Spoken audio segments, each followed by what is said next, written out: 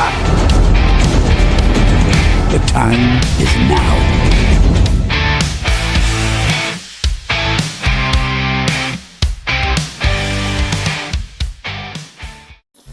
NUFC Early Night News with Gary the Geordie Yum Yum and Derek the Mighty Wing. Weekdays from 8 p.m. UK, 2 p.m. USA. NUFC Talk. Hey! Welcome, Monday evening, the start of the long shift, I suppose.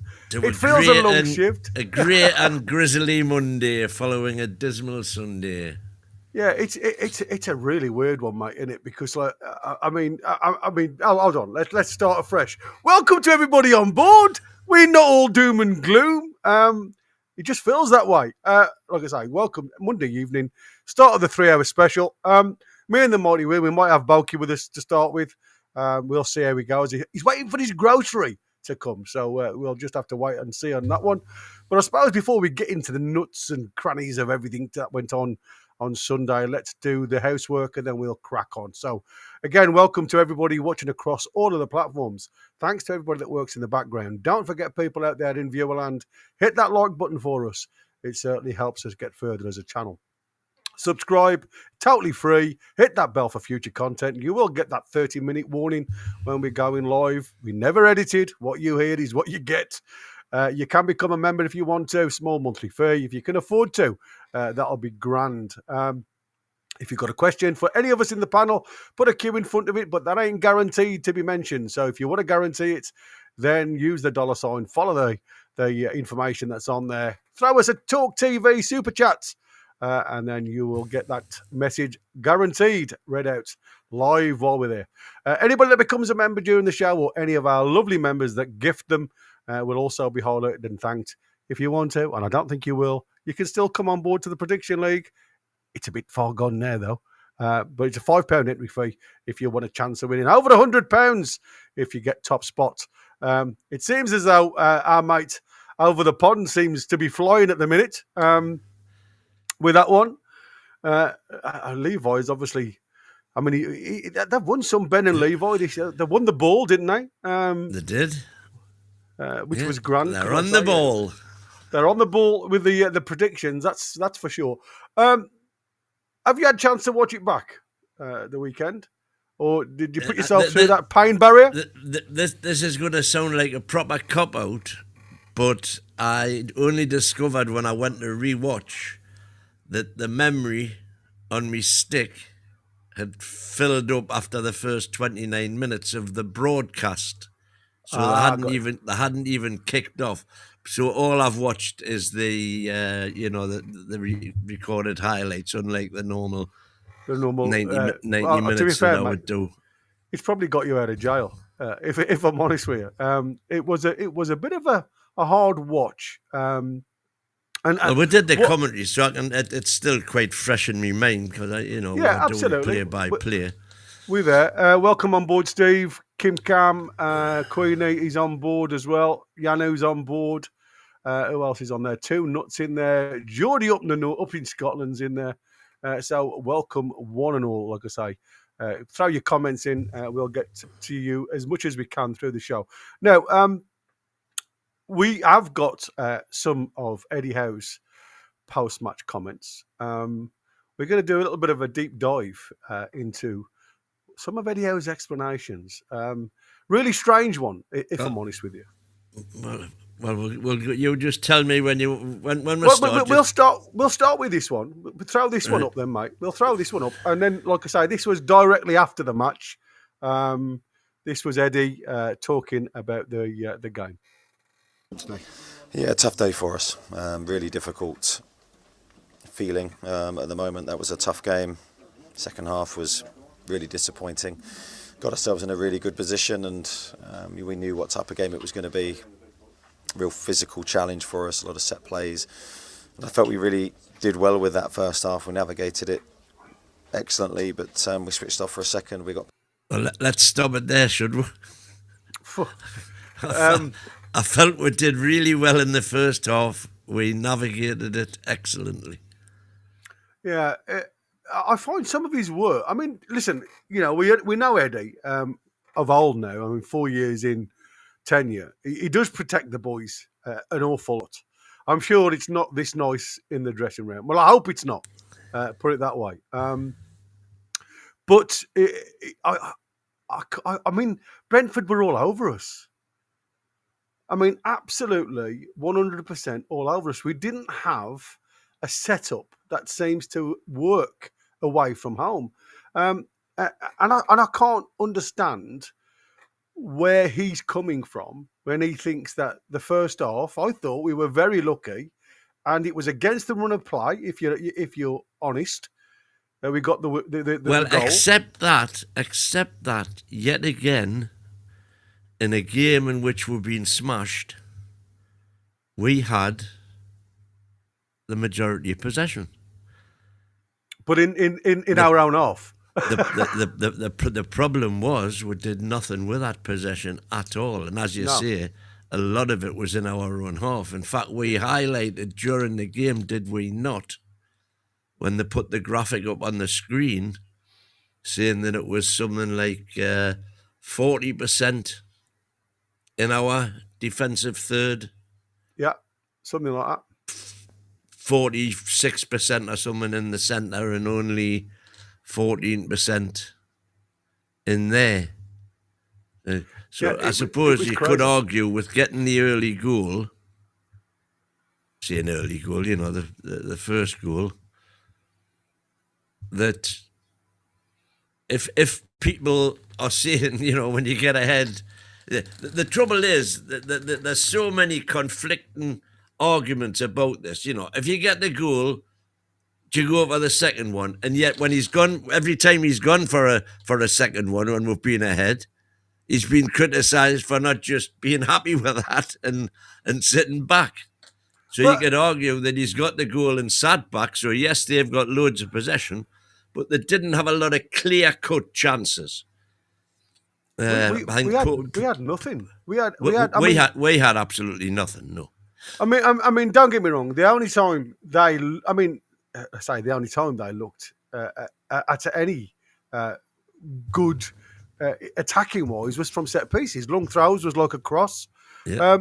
But the question I wanted to throw out to everybody out there that's watching tonight, and I'm sure you've heard loads of people talk about Eddie. And I mean, I know it's been rife today, according to what I've listened to about Eddie. There's still a lot of people that back him. There's still a lot of people that think he's got a job to do. There's also a lot of people now starting to swing the other way. And again, I've heard conflicting stories. You listen to, Connor sent us, I don't know whether he sent you, but he sent me the fact that there was chants post-match down at Brentford. You don't know what you're doing. But then you listen to the journos and the paper talk, they were singing, to the heart's content. And only two players apparently came to answer the questions, and that was Trippier and Lascelles. And to be fair, why is Lascelles getting involved apart from he's part of the leadership group? There's more than Lascelles in that leadership group. And he had no point at all during this game to be or have the finger pointed at him. My biggest problem, I'll be honest with you, is the partnership at the minute. Set up for maximum confrontation and super opinionated debates. The NUFC Late Night Show with Chris the American Man, Derek the Matey Wing, Andrew Boakey, and the rest of the panel. Monday through Thursday from 9:30 p.m. Role at the minute seems to be, let's protect that left back. Didn't do much protecting, I must admit. Obviously, he went off with this injury. Or it was either that or his missus wanted her makeup sponge back. It was crazy, when you think about it, the way we set up, the way we play on a regular basis. When we're at home, the same players seem to put in that extra 5 to 10%. When we're away, look at this year's calendar year. I mean, it was on TalkSport earlier on today. People haven't seen it. Jim White, was talking to Simon Jordan and Martin Keown and said, we've only won 4 away games in this calendar year. So, like I said, this isn't something that has been a problem in the 25-26 year. It's obviously been a problem in the end of 24-25 year. So it's a rolling problem that Eddie Howe seems to struggle to motivate these same players that have played excellently at home, excellently in cup competitions, and you've got to hand your held up and say he has done excellent in Europe. Sitting sixth, and yet we're only 2 points away. I know you keep on saying, but we're only 6 points off the off European spots. For me, we're a long way, in competitions when it comes to performing at levels. And like I say, this is, if you think about it, the last few fixtures have been the easier of the few fixtures.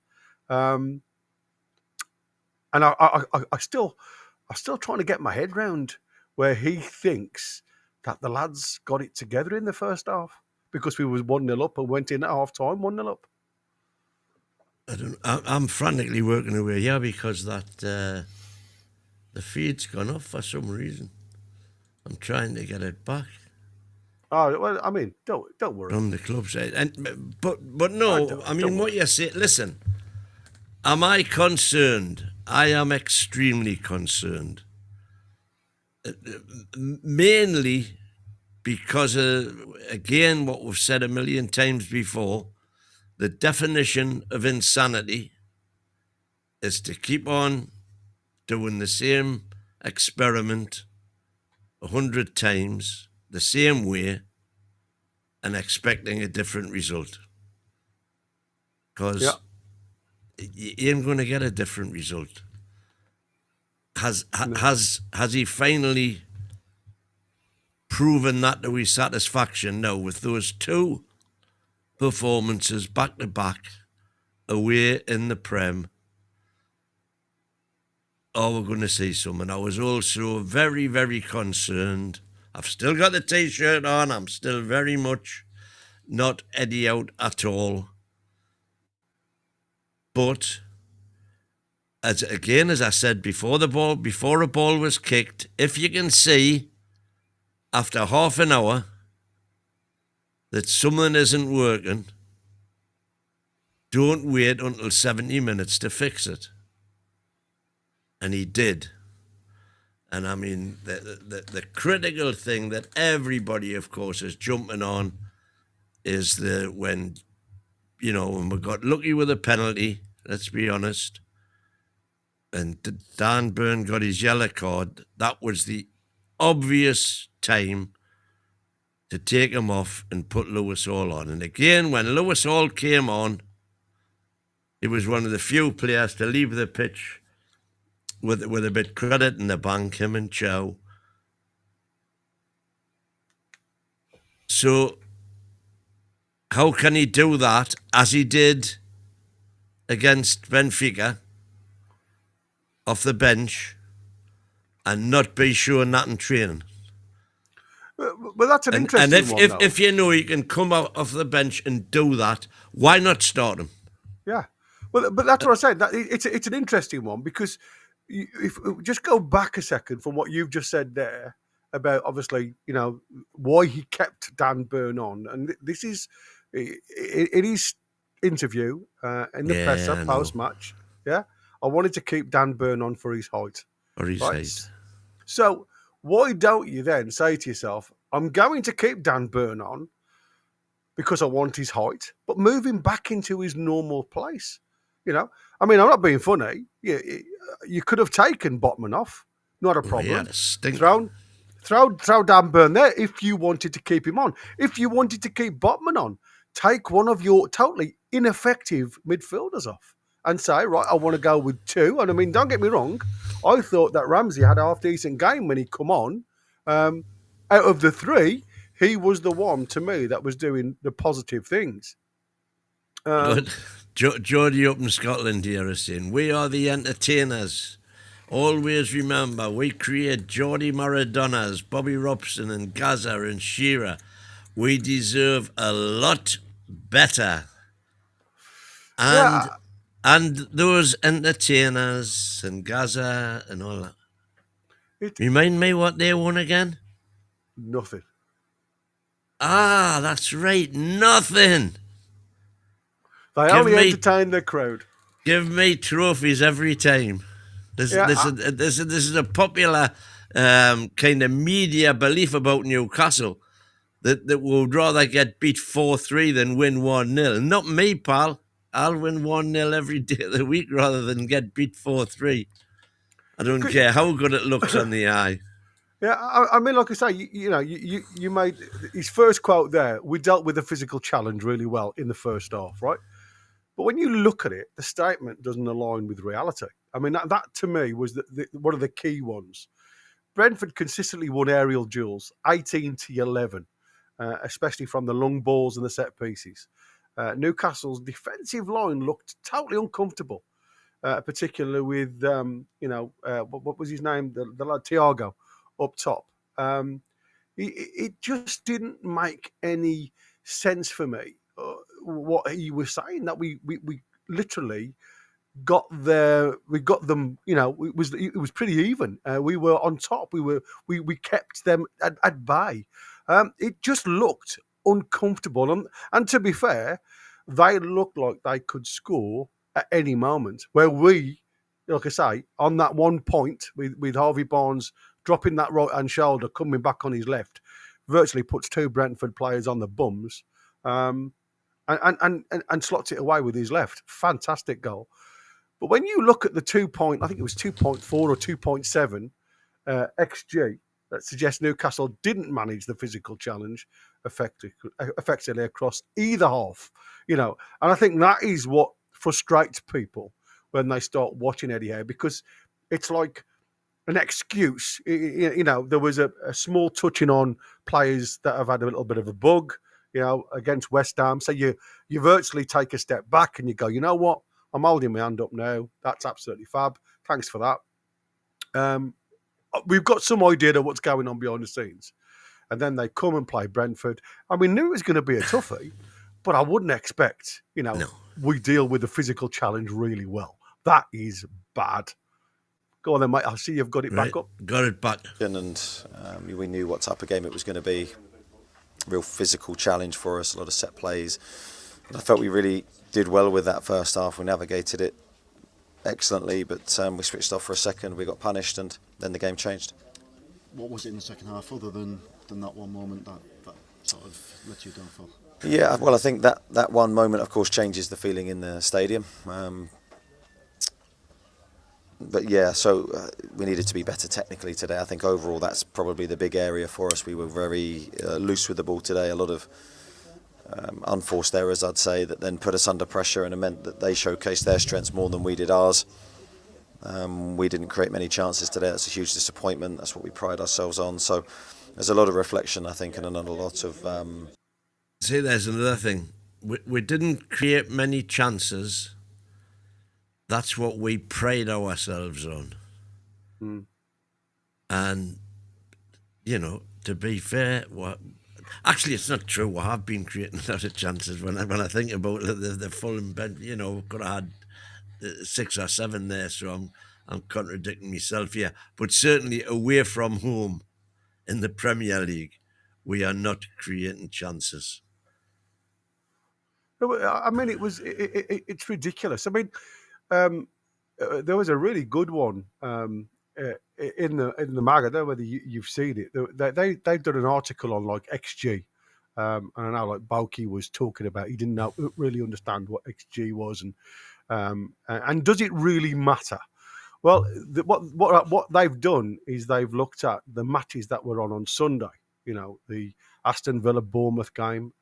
As after it looks, that was a complete topsy-turvy, because you look at Aston Villa, their metrics come at 1.88, where Bournemouth was 2.01, and yet Aston Villa won 4-0. So they well overperformed and finished very clinically. Then you go to Palace, 0.84, Brighton 0.64. I mean, literally knocked each other out when it come to chances created, ended up as a 0-0. Brentford 2.74, Newcastle 0.43. The one and only clear-cut chance that we had, we buried.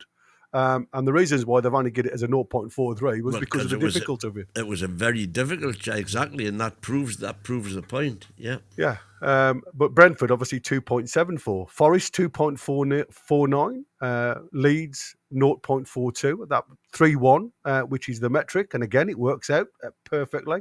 And again, another overachiever was Man City Liverpool, with Man City 1.6 to Liverpool's 1.03. Man City, again, very clinical, with theirs, winning 3-0. So it doesn't really matter on your metrics, because sometimes you can be really good on your XG because you created so much. You've still got to finish them, and I think that is the deciding thing at this present moment in time. When you look at us, if you look at Brentford, 2.74, they were the highest expected goal stats of the 10 teams playing on Sunday, whilst Newcastle were only fractionally higher, 0.43, than Leeds at 0.42, who had, a very lowest of all the 10. So, you've got to, for me, what has happened to Newcastle away from home? And again, what these guys have done is really good. Brentford 3 times as many shots, 15-5. The home side with 7 shots on target compared to the only Barnes goal for Newcastle. 3 times as many corners, 6 versus 2, whilst Brentford had more than twice as many touches of the ball in the opposite box, 35-16. So, but when you actually look at it, our build-up play at this present moment in time away from home is non-existent. We are performing like a relegation team at the minute away from home, because as you've seen, the likes of Leeds, who were the lowest of the 10 that played on Sunday, we're actually in and around that type of metric. So why aren't we performing? Well, here's the thing: where do we always say the game is going to be won, lost, and controlled? Midfield. Exactly. And like I say, the midfield situation for me is absolutely... Tonali had probably his... I thought he'd had his worst ever game against West Ham, but he had even worse game against Brentford. Yeah. Bruno huffed and puffed and tried, bless him, but wasn't at the races. And no. J7, I think, by popular consent, was the worst of the lot. Let's see... Carry on, see what time now to make sure we fix the problems that we have for our next group of games. The goal from Harvey was an example of the football that you can play when you get it right, when it does come on. Yeah, in the rare moments today that we did get it right. I mean, we always look a good team because we've got good players, but we need to do that on a much more consistent basis. Yeah, frustrated with what we saw today. We know we can do better. Frustrating for you, the players, obviously for the supporters as well. What would you say to them after that? Yeah, I mean, the support we had after the game was incredible from the supporters inside the stadium here today. I think they could see that the players were committed and gave everything. I think you could also see that it was very rare for us, but we were lacking a little bit of confidence in certain moments. We need unity now more than ever. We need unity from our supporters, who's always been there for us, but we need unity internally to stay together, don't look for excuses or to blame anyone else other than ourselves, and work really hard to try and come back stronger. Obviously the penalty was a turning point as well, a big moment in the game. Dan Burn already on the yellow cards, he was on a tightrope, but was he unlucky with the second decision, do you feel? I don't know. I mean, I haven't seen it again, so I've got no idea. On either incident, obviously there was 2 contentious moments there with VAR involved, but it is what it is. And yeah, he went, and we had to navigate that last period with 10 men, which is always difficult when you're chasing the game. And can you clear up the situation with Nick Pope as well? And there's the thing. If he'd made the substitution when we got away with the first penalty, we were winning 1-0 then, with 11 men on the pitch, instead of waiting until we were 2-1 down with 10 men on the pitch. Yeah. It just, and I think he goes on to say we'll let it run on a bit. Well, he landed awkwardly, played on, but then came off just before the penalty. Yeah, I don't know too much. Obviously, I'm not there sort of dealing with this situation. We were told initially he wasn't concussed, and then I think he was. So he came off straight away. Joelinton came off as well in the first half. How big a loss was he and what he brings to the team? Yeah, I think with the dual winning aspect. Oh, gone off again. Yeah, that's why I don't use their site. It's bloody awful, isn't it? It's nearly as bad as us away from home, if I'm honest with you. I mean, you know, it's really weird because talk about identity. That's another good point of you. I'm going to come on to that in a minute, but let's just go back to his post-match analysis. Right, this is another quote that I got. We just conceded goals at bad times. That's all that separated us. I find it really difficult to get to grips where he's looking at the game and saying that's all that separated us. The issue went deeper than timing. Newcastle's midfield press was disjointed. We said that during the commentary. It was very flat. There was no movement. It looked better when gone out of my head. I was going to say Ramsdale. Come on, Ramsey. Come on. Leaving large gaps, you know, in the defensive line. It was just, they were just passing through us all the time, even though we were a flat three, because obviously we've got this disjointment from a J7. It's the same in every game, and it doesn't matter whether Hall's playing there, Tino's playing there, doesn't matter.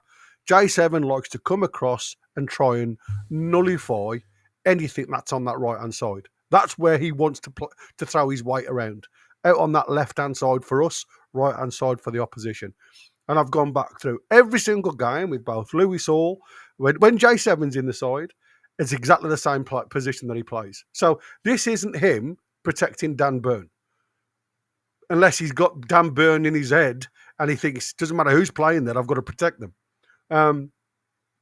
So to me, if that's the case, I mean, thing. That's not necessarily a bad thing, but what we also miss, and this is, I mean, Gordon's getting a lot of flack lately because his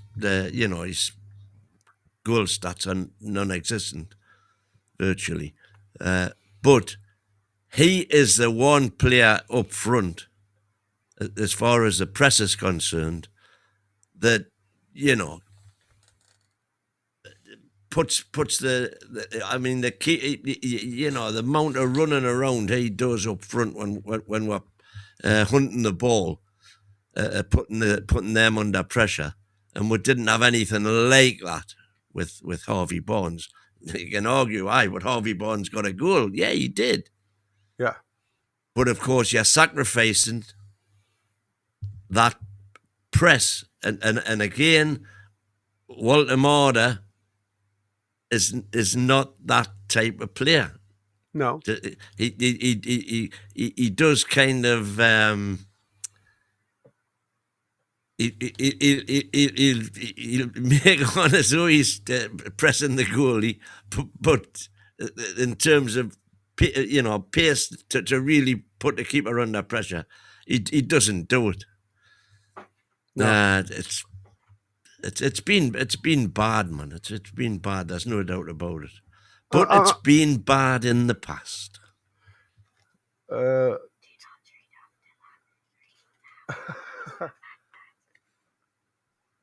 okay.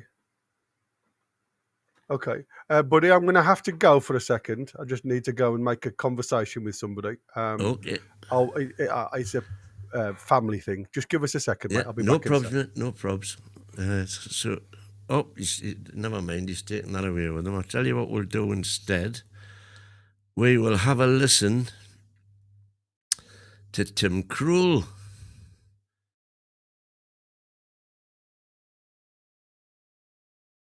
Who's being asked about Eddie Howe, among other things.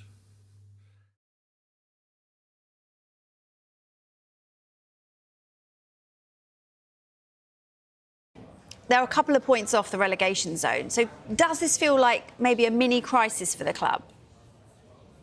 Yeah, of course. But I think the people in charge know the task in hand for this season. Like I mentioned, they're quarterfinal in the Carabao Cup. They're in the top half in the Champions League. Yes, in the Premier League, they need to kick into gear. And I think the wingers, the midfielders, they have to start chipping in the goals. And injuries, they are massive, obviously. Suspensions, I think the Livramento, Lewis Hall have been really, really a big miss for this team. There's not been that attacking threat from the fullbacks coming up. So there's reasons why there's been some kind of issues at the club at the moment. And but listen, Eddie will be the first one to admit that domestic form has to improve. Yeah, I wanted to ask you about Eddie Howe, because obviously he's been at the club for 4 years. Jamie Carragher thinks that there's not much more he can do at the club. Do you agree with that? I'm a big fan of Eddie, and I think he single-handedly changed the club and the people's expectations in that city. I mean, he's going to go down as one of those legend managers this club has ever had. So, yes, of course, I think there could be some criticism. It's not good enough to not win an away game since April, but ultimately, I think if you asked any fan a couple of years ago to have a trophy and to challenge Champions League and to fire on all cylinders in the top competitions out there, I think they would have signed for that. There we have it.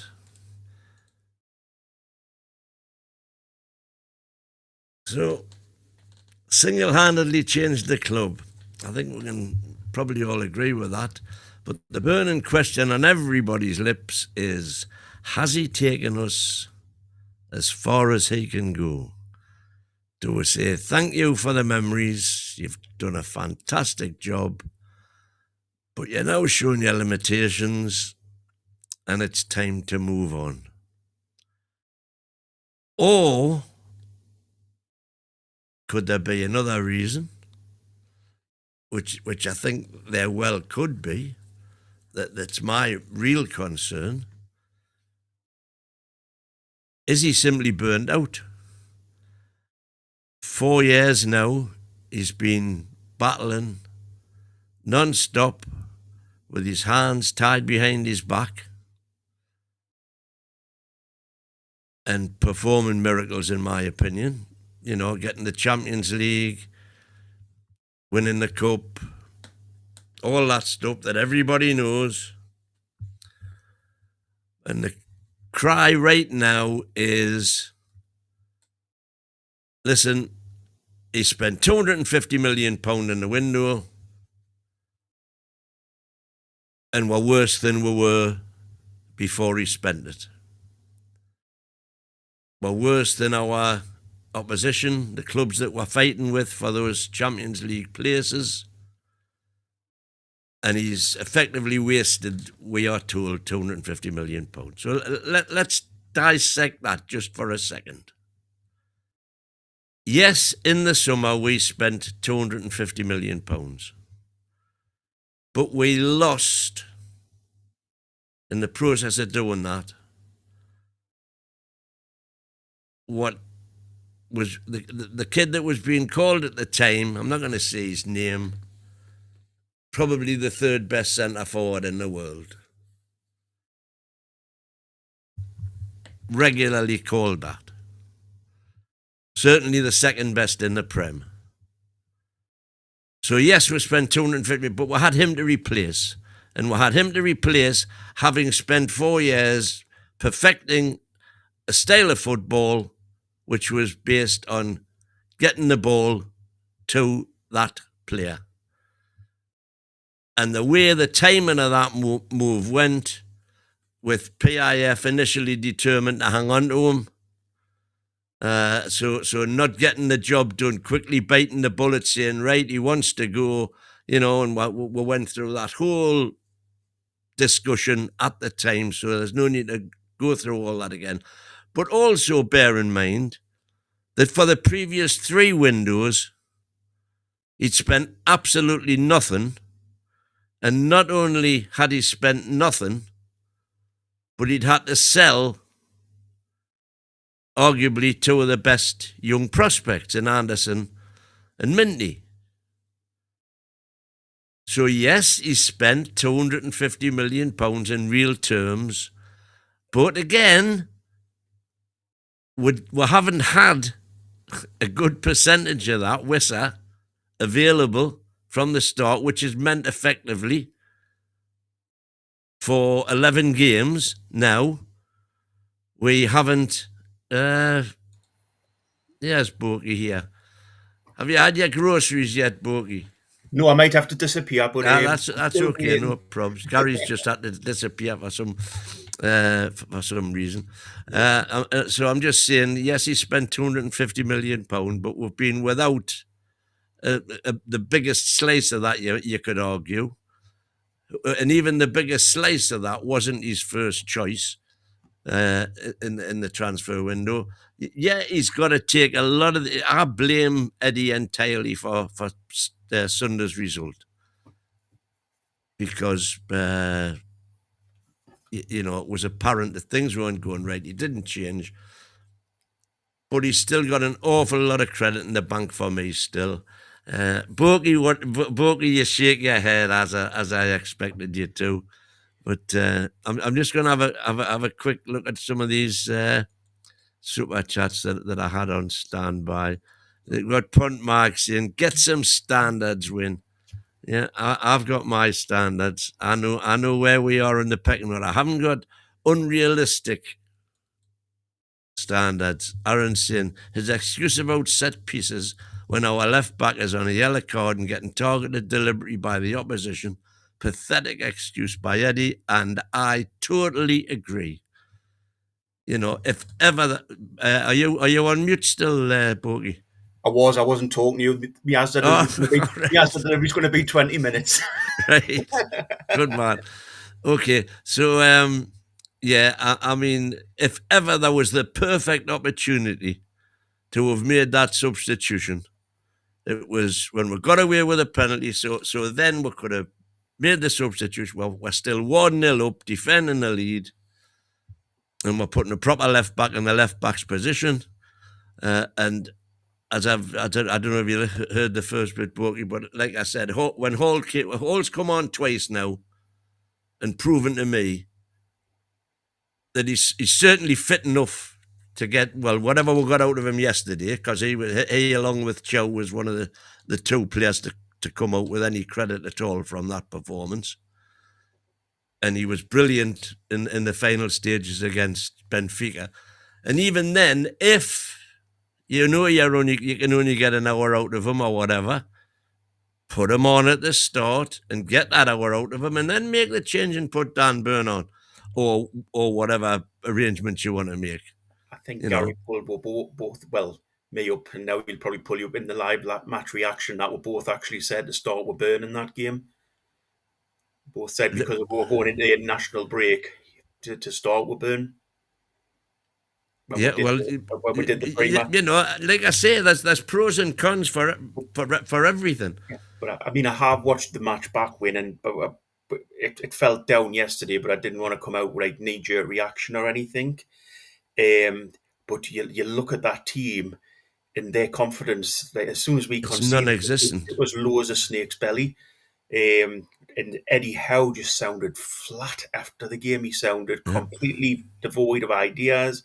He was forced by the press. Were very gentle with him, considering how bad we've been this season and the end of last season away from home. But he still was had to be coaxed into taking personal responsibility for it.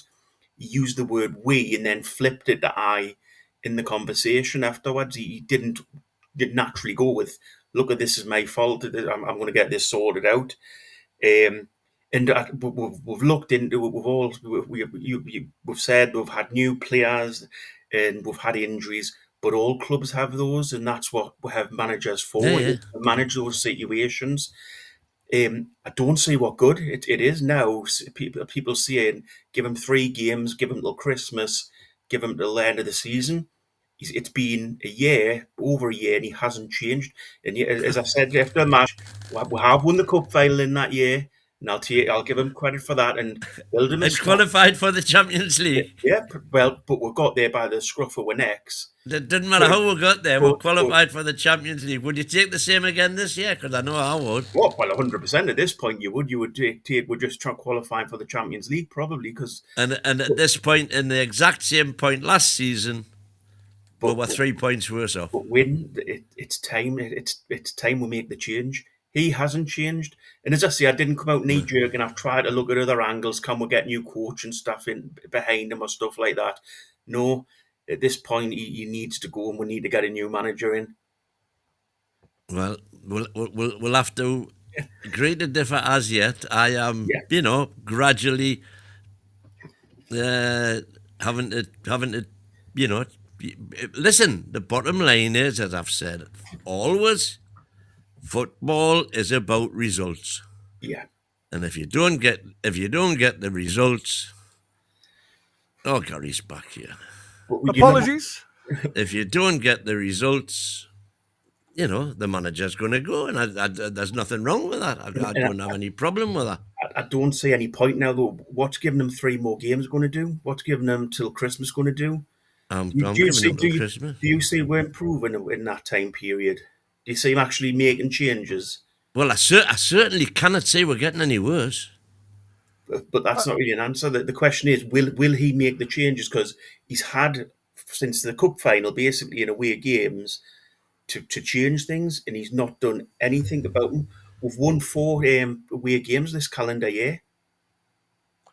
I think you've got to weigh everything up. I think, if I'm honest with you, the one thing that come out of Eddie Howe's post-match presser that I read into was he's thankful that the international break has come, and I think it's time for all of the lads to reset.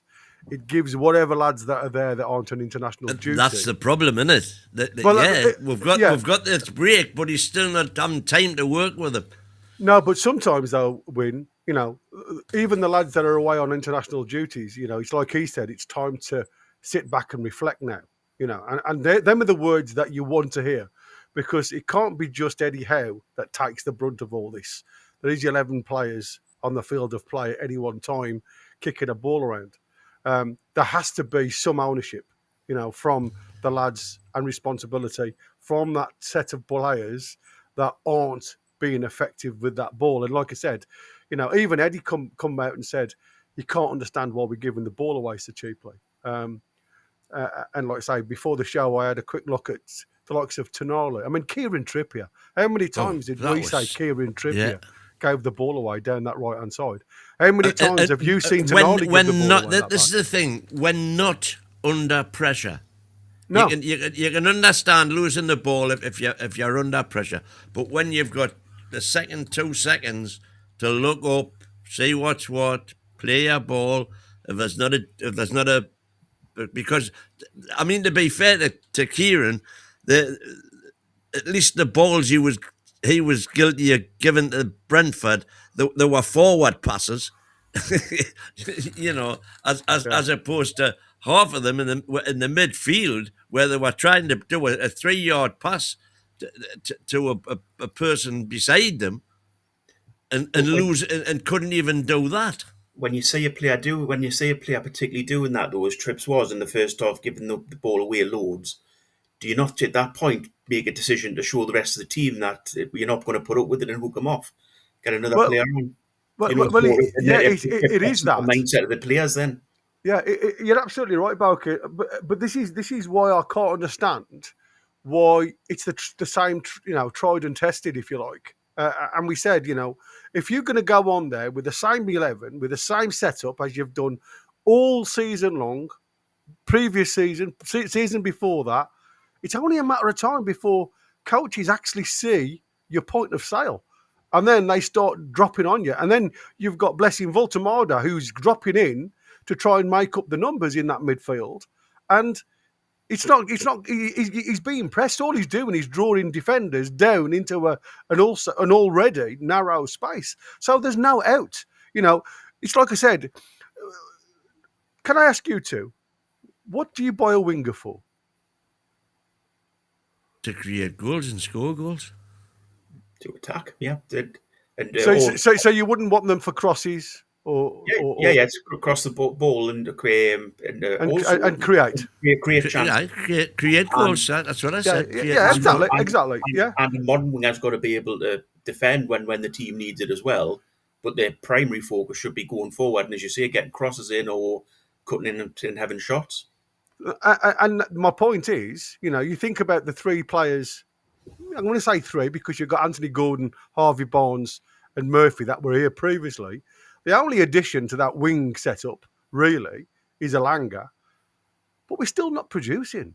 There's still something flawed within the system that Eddie Howe is putting out. Again, Alanga's been a huge disappointment, hasn't he?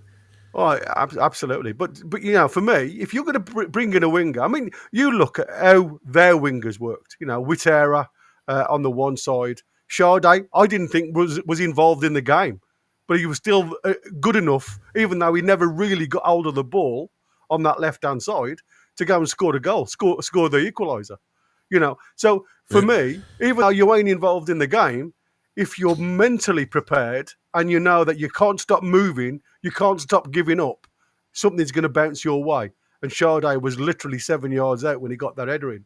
And that's what I can't fathom out, why we've got wingers that don't produce crosses, that don't produce any energy or will to try and take a defender on and push like theirs did against us. Whitera gave Burn an absolute headache yesterday. Absolute headache. He didn't know whether to go out, come in. He was on his heels all the time. You didn't see Burn pressing much against Brentford like we usually do. That's what I'm saying. That's how strong and how much respect that Eddie Howe's team gave Brentford. Poor old Brentford. The team that we all, and I say we as in the royal we, me only, said that they were potentially relegation fodder under this new coach. And I must admit, he's turned them round. And some of their results recently at home, especially against the top six. Remember, his performances against top six this year have been outstanding. If that was under Eddie Howe against the top six, we'd be singing his name all over the tune. And unfortunately, we are singing his name, but for all the wrong reasons. And that gets me. On paper, again, means nothing. But I just cannot fathom out how this system of play that Eddie Howe constantly brings home week in, week out, fails to perform week in, week out, and yet he still does it. What is wrong? I don't know. I can't answer where the problems are because there's too many away from home when the 11 players don't perform. And like I say, the only two players that have anything to come off that field of play against Brentford was Ramsey, substitute, and Hall, substitute. Apart from that, I mean, you could say Harvey Barnes because the only thing that he did really good was score the goal, which is what he's on the field of play to do, is create, cross, and do all the bits. He looked hungry yesterday, Harvey Barnes. It's the first time this season. I thought Malik Chow did all right yesterday. Well, Malik Chow, yeah, but again, in a defensive duty, you're right. I think Malik Chow. But I'm saying, when you look at the attacking line, not the defensive line, because I think the midfield and the attack are non-existent. Was all over the shop. But again, you see, it was always going to take time, in my opinion, and I said it from the start, for us to get used to play, especially without having Wissa there initially. For us to adapt to Voltemora's style and for him to adapt to ours, that was never ever going to happen overnight. When can I ask you a quick question on that then? What you seen Eddie do to help him start to adapt into that role, and for what changes have been made to the team for us to adapt to Voltemora's style? Well, funnily enough, was said it was the Fulham game, wasn't it? And we created loads of chances in the Fulham game, and I remarked at the time, look at that, you've got Bruno now passing fast, straight balls into Voltemora, surrounded by they're not frightened, now that they know what he can do, they're not frightened to pass to him, even though he's got players around him, which before that, there would have been, they would just go automatically to the wings. And they started doing that. But they didn't do it at West Ham, and they didn't do it yesterday. But what changes he's made to the formation? The passing I agree with, but what tactical changes has he made to formation to adapt to working with Voltemora in that team? Because as far as I can see, we're still playing the same as we would have if Isak was up front. Except we haven't got anybody up front. We haven't got anybody. Yeah, well, let's hope it all changes. Irish Assassin is saying, I've said on WhatsApp, Eddie needs to sit down with the players and ask them some serious questions, but also let them be honest with their views about the club and him and the coaches. Start there. Listen, I've got sufficient faith in Eddie Howe to know. I know Borky says he's just doing whatever he can to save his skin or whatever. I think he's sufficiently honest with his players to allow them to do that. I don't think I've got no worries about that at all. So what? But there's not been any. This is the problem. You're seeing that, but the proof's in the pudding, and there's not been any change. Away from home, it's just been rinse and repeat every game. This calendar year, we haven't played well away from home once, and at home we've got away with it a lot of times. I think you mentioned that we could have scored 6 or 7 against Fulham, we didn't. I think that's the big problem. We didn't do that. So even when we have played better, I agree. We at Aston Villa, we should have won that game, but again, we didn't. And I think this is the big question that's got to be asked. And as I say, you've got to now say Eddie hasn't learned, he hasn't moved on with his tactics. No.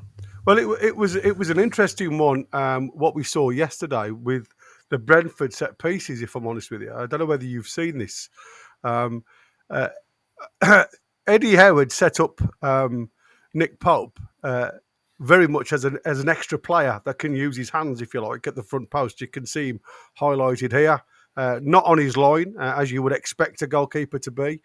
He wanted Nick Pope to be able to come and claim the balls in and around. And the difference between the first half and the second half is paramount. You can see Nick Pope there. I'll move it on. Highlighted him here. You've got J7 on the near post. Voltemada's there. All the big guns, if you like. Burn and Botman are in there. So all the big guns are there to mark the post. And obviously Pope, who can get that little bit more height, is also there. Move on to the next slide. And as you can see on this slide here, Pope's on the go.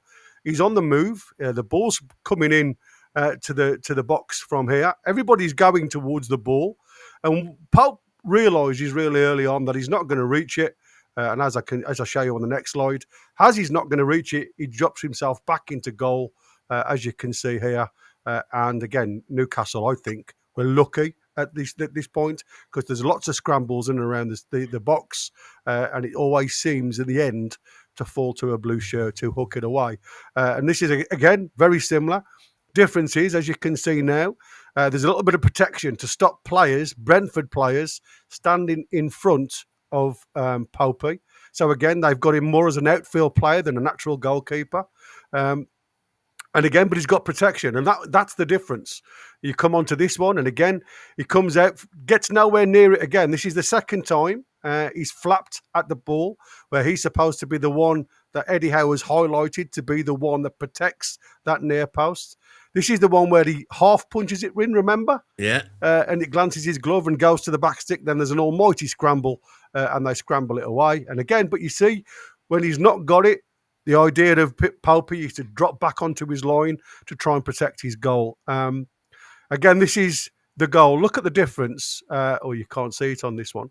Let me see if I can drop it down. There you go, Thiago. He's the one now that's in front of behind Botman and in front of Pope. So Pope's got no protection. There's nobody trying to take him away. So the idea is you've got Harvey Barnes out here, Voltemada, Big Dan Burn, and Botman. They're the ones totally in line with Coyote here, who's going to throw the ball in at this angle. What I can't understand, like I say, if you're looking at the big guns in this team, you've got Murphy out here. Look at the 3 players. You've got 11 blue shirts in this box, right? 4 of them, more or less in a line. I don't know what Harvey Barnes may have come and stand here, because then you're literally covering two players if he stands here. The ball's never going to come to this area, so I can't understand what Harvey Barnes is doing there anyway. I can understand Murphy being there, but if Harvey Barnes stands there, Murphy then becomes a free man. That could potentially come and try and get himself in between these guys.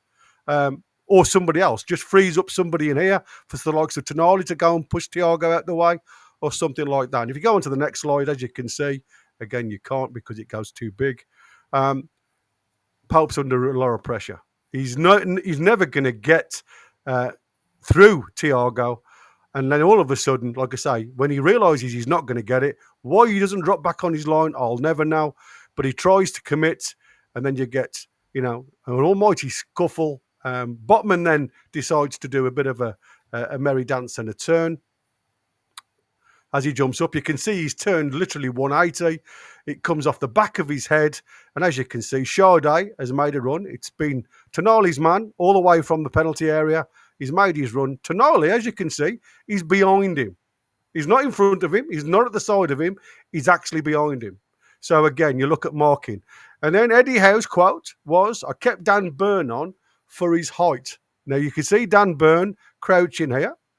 I mean, he's just reacting to the way the ball's going. Is that not him starting his spring? There. No. This is Botman here. Where the ball is, where my cursor is. This is, you can see, 33. Yeah. There he is there. There, look, when he goes. He's in the same position on the goal line. This is literally come from Botman to Sade to Burn. Right? So he stepped from there to there. And he's still in a crouched position. If he was standing up where Eddie Howe wants him tall, he'd have probably got his head on this, as daft as it looks. But again, it's reaction. And I'm not blaming Dan Burn for this. I'm saying if Popey had no chance of getting it, there's no reason. Yeah, there's no reason. When you watch that from behind the goal. Can you, if you watch that goal, when you've done this, watch that goal back. If Burn stands up straight, rather than trying to jump, it just hits him in the face. It just hits him into the face. That's what I said. If he was tall, which is what Eddie Howe's excuse was to keep him on the field to play, then he would have just blocked the ball. This is the penalty shouts. I mean, like I say, people are going to say yes or no to this. I mean, you can't see it on there because the YouTube thing underneath. But he stands on his standing foot, the right foot there. So there is minimal contact. And according to some of the referees, you can see it probably better there. It's slight contact. Referee gives the foul a penalty at first. It gets overruled. This is the second one. I thought it was outside the box. And if you thought the first one was minimal contact, there's actually no contact on this one whatsoever. And I'm sure, I've watched this so many times, different angles, trying to find contact, and there's not. And again, we talk about analysis, right? Us as YouTubers, if you like. I said during the commentary, Thiago, over 90% goes to the keeper's left. Why aren't these guys listening or watching what players of the opposition do if a penalty is given? Again, it looks to me as though, he's brand new onto the field of play. It's his first competitive part of the match, if you like, picking the ball at the back of the net. Is he mentally prepared? To his own admission, he's the one who loses concentration sometimes. But again, this should have been, you think of all the analysis on the side of the line. This is the perfect point when they're being the substitutes, because there's a lot of time where the analysis should have gone up to him and said, listen, if Thiago's doing it, 90% of the time he goes to your left. He tucks it into the right-hand side. So again, you talk about, you were saying about before, Balky, have we got enough mentality behind the scenes? Who's making these decisions? Who's the one coming up to Eddie Howe and saying, boss, have you told him which way to dive? Potentially dive. Gary, things like that. Can I just pick up on the second penalty, the one that they actually got the penalty for? If we're in a better position and the players are up for the game, there's me Asda delivery, obviously. I'll be down back in lads. All right, mate. See you in a bit. I mean, it is criminal when you look at it for what it is. And like I say, these are the things that I think annoy a lot more people than just the few. And that's what I couldn't understand. when we were commentating, just simple. Go to your left, guy. Just go to your left, because we know he's going to go to his left-hand side, and he dives the other way, and you think, what the heck are you doing? I wouldn't care even feint. Had he done his research? Because he does feint to go that way and dive the other way. Yeah, but it's like I said, even if you are going down that line of you're coming onto the field of play, yeah. If he was already on there and they hadn't had time to, for somebody to come on there and say, "Listen, I've just had a look at this lad previously, and he has a tendency to go to your left," right? He's coming off the bench, coming onto the field of play to face a penalty. Yeah. Why isn't there communication? It just doesn't make sense to me. Well, that's madness. It's madness in itself, actually, that his first act is to face a penalty. Yeah, well, it is, absolutely. And like I said, it should never have got to that situation. Not only giving a penalty away, but going down to 10 men and then making those multiple changes, expecting something different to happen, doesn't quite make any sense at all. When we go on to looking at some of his other quotes, I mean, you say, you heard there, we still feel the love and support of the supporters. This group has character to come back. And that's partially true. I mean, despite away poor form, one win in 6, home support remains exceptional. However, the team's confidence on the road doesn't reflect a side. Well, by all accounts, though, Eddie was saying, and I think you were saying, the away fans were still giving them a great reception. Well, not from what I heard. From what I heard, for the first time ever, and this is critical, the first time ever, the away fans at the final whistle, not beforehand, you don't know what you're doing. Yeah. That was definitely ringing around, but albeit before the players went over, and then they started cheering them. Exactly. That's why I said that it depends on who you listen to and who you read. Sometimes you're, like I say, we had that literally post-match. As soon as the match had ended, it was dropped onto our WhatsApp group, and somebody that obviously had heard that, you don't know what you're doing, or word to that effect. And then obviously what you see then afterwards is the lads singing, to "Hey Jude." We're Geordies, and it's tremendous. Which, by the way, is Brentford's, home anthem. Home anthem, exactly. Yeah. We've got Sam in the chat. Anybody who hasn't had to listen to Sam and Corey's breakfast show, get yourselves tuned into that every morning. Hey, Sam. It's great showing you, lads. Absolutely smashing it. Corey and I had our rant for a full 2 hours this morning. Yeah, I was listening to you guys. Great show, as always. Disappointing, but hopefully the lads turn it around. Yeah, but he's a massive Eddie Howe fan. He said he's just like you, mate. Sam's a great Eddie in guy. So let's go back. Hey, I tell you what. Listen, I of course I believe he's got a lot of credit in the bank. And I have always, as everybody on this channel knows, been firmly on Eddie's side. However, I've always been critical of a few aspects of his game, which I said he's got to improve upon. And the signs right now are that he isn't improving. But I think it's just far, far too early to get the knives out for him, which is what's happening. And I think it's very, very easy to just automatically think that replacing the coach is going to solve all of your problems immediately. It ain't. It never has done and never will do. No, I mean, the grass isn't always greener on the opposite side, but what you do get is that knee-jerk 5-match reaction, as we've been through before, where you get that extra percentage out of plays, because, again, none of, if it happens, and by all accounts, according to all the media, Piff are well behind him. Hodgkinson says, he's still wading through his 100-day charts type of thing, and so all the support is still. I haven't seen the dreaded vote of confidence yet, Lee. No, it's not a vote of confidence. It's just saying that they are, still I say 100% behind Eddie. I don't know whether anybody can be 100% behind Eddie. But, I mean, listen, quote Ford. This is quote Ford of Eddie during his presser. We need to find a solution to our away form. And that's, true with self-aware, if you like. This directly matched the problem. Newcastle's away record under Eddie Howe in 25-26. Played 6, won 1, drawn 2, lost 3. Goals scored 6, goals conceded 12. Their pressing intensity, which is the PPDA, drops by almost 30% away from home. A major tactically inconsistently compared to home games. That, to me, is a mentality thing. Because if you say, like, our intensity at home, and again, we always talk about the home fans being your 12th man, because at St James's Park, they won't allow, because of the noise, to drop off. You know what I mean? It's the noise carries you to a degree.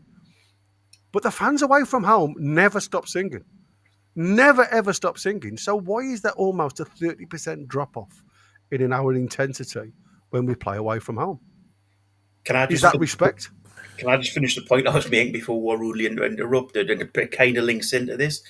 With the penalty that was given, where we don't think 100% sort of Burns touched him, do you think a confident team and a team that are really up for it are in the referee's face shouting at him and saying to him, no, that's not a penalty, Dan Burns going, I shouldn't be sent off here? Because Dan Burns' reaction was just to turn around basically and go, all right, you're right, and walk off the pitch. Whereas if you we'll all complain when players do it, but all the top teams do is you put that element of doubt in the ref's mind and also in the VAR's mind. There wasn't that passion there to do it on the pitch. Yeah. No, I agree. I mean, literally all I'm doing, Balky, at the minute is pulling certain points of his quotes out of his post-match and trying to balance it out with what actually we saw visually. I mean, quote 5 was an absolute classic that I've written down here. We dealt well with their transitions. Now, when you look at it deep down, right, it's clearly not the case statistically, right, or visually, because Brentford's second and third goals both came from transition play. Turnovers in midfield and counter-attacks exploiting space behind Trippier and Burn. So again, it's I've made a comment. Just pure here. manager speak, isn't it? Absolutely. Well, Newcastle's defensive recovery, poor runs. We did do midline failure. Get on with it basically. So say again, sorry. I'm saying we did do well at basically letting them get on with it. So yeah, I mean. This next one, this is quote 6. I take full responsibility for it. The work to put that right starts now. We are 11 games into a season. Yeah, and my question then was, how can the work on that start now? When they've got all these disruptions. When the players that need to be involved in all of that putting right process are all away. And plus, I don't know if that sounded very much like the quote I watched, but he started very much with "we I start here." So we as the collective. Then he changed it to I. Yeah. So it's still not sort of him taking full responsibility. Then it's almost a click in his head. I do need to take responsibility. I mean, there was a lot of controversy about his poach-mask comments at West Ham. And I thought the West Ham post-match comment, clearly he was taking responsibility for it, and I thought he did yesterday as well. He didn't win. Everything was we. Everything's in the collective. If he takes personal responsibility, comes out and goes, look, I've had a shocker the last 2 away games. It's my fault. But he's never done that. Yeah. Well, it's funny because all I've done is a summary, if you like, Howe's claim, on-pitch reality and verdict, right? These are the 3. So the first one was dealt with the physical challenge, right? As we watched it, Brentford won more duels and dominated the second ball. So the verdict's totally misaligned, right? Yeah. Goals came out of bad times. Deeper tactical issue, not timing, which is exactly what I was saying. Again, misaligned. Team has strong character. I mean, confidence is dipping. You can say that because of the away form. But where was the character yesterday? Exactly. Where was the character against West Ham? Where was the character against Leeds? Where are all these leaders that are in this leadership group? Yeah. That we keep highlighting and praising. Where are they when the going gets tough? It seems as though some of these leaders in this leadership group are also to blame for the poor form because, like I said, when you look at the amount of balls certain individuals, and again, how I like to have a look at the pass lines and everything else. I was having a look at Toon Army yesterday and the ground that he covered. He didn't. Let's put it that way. He didn't do his usual quarterback style, cover the 4 quadrants of the pitch, left to right, up and down, box to box. Didn't do none of that against Brentford. So is that a little bit of reserve he's keeping in check to go and play for Italy? Well, you're saying play for Italy. Is that, Botman was poor. Tonali was poor.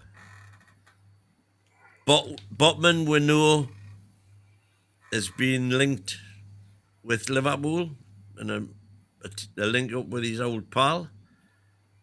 And Tonali had that interview where he, refrained, shall we say, from committing himself totally to the Toons cause.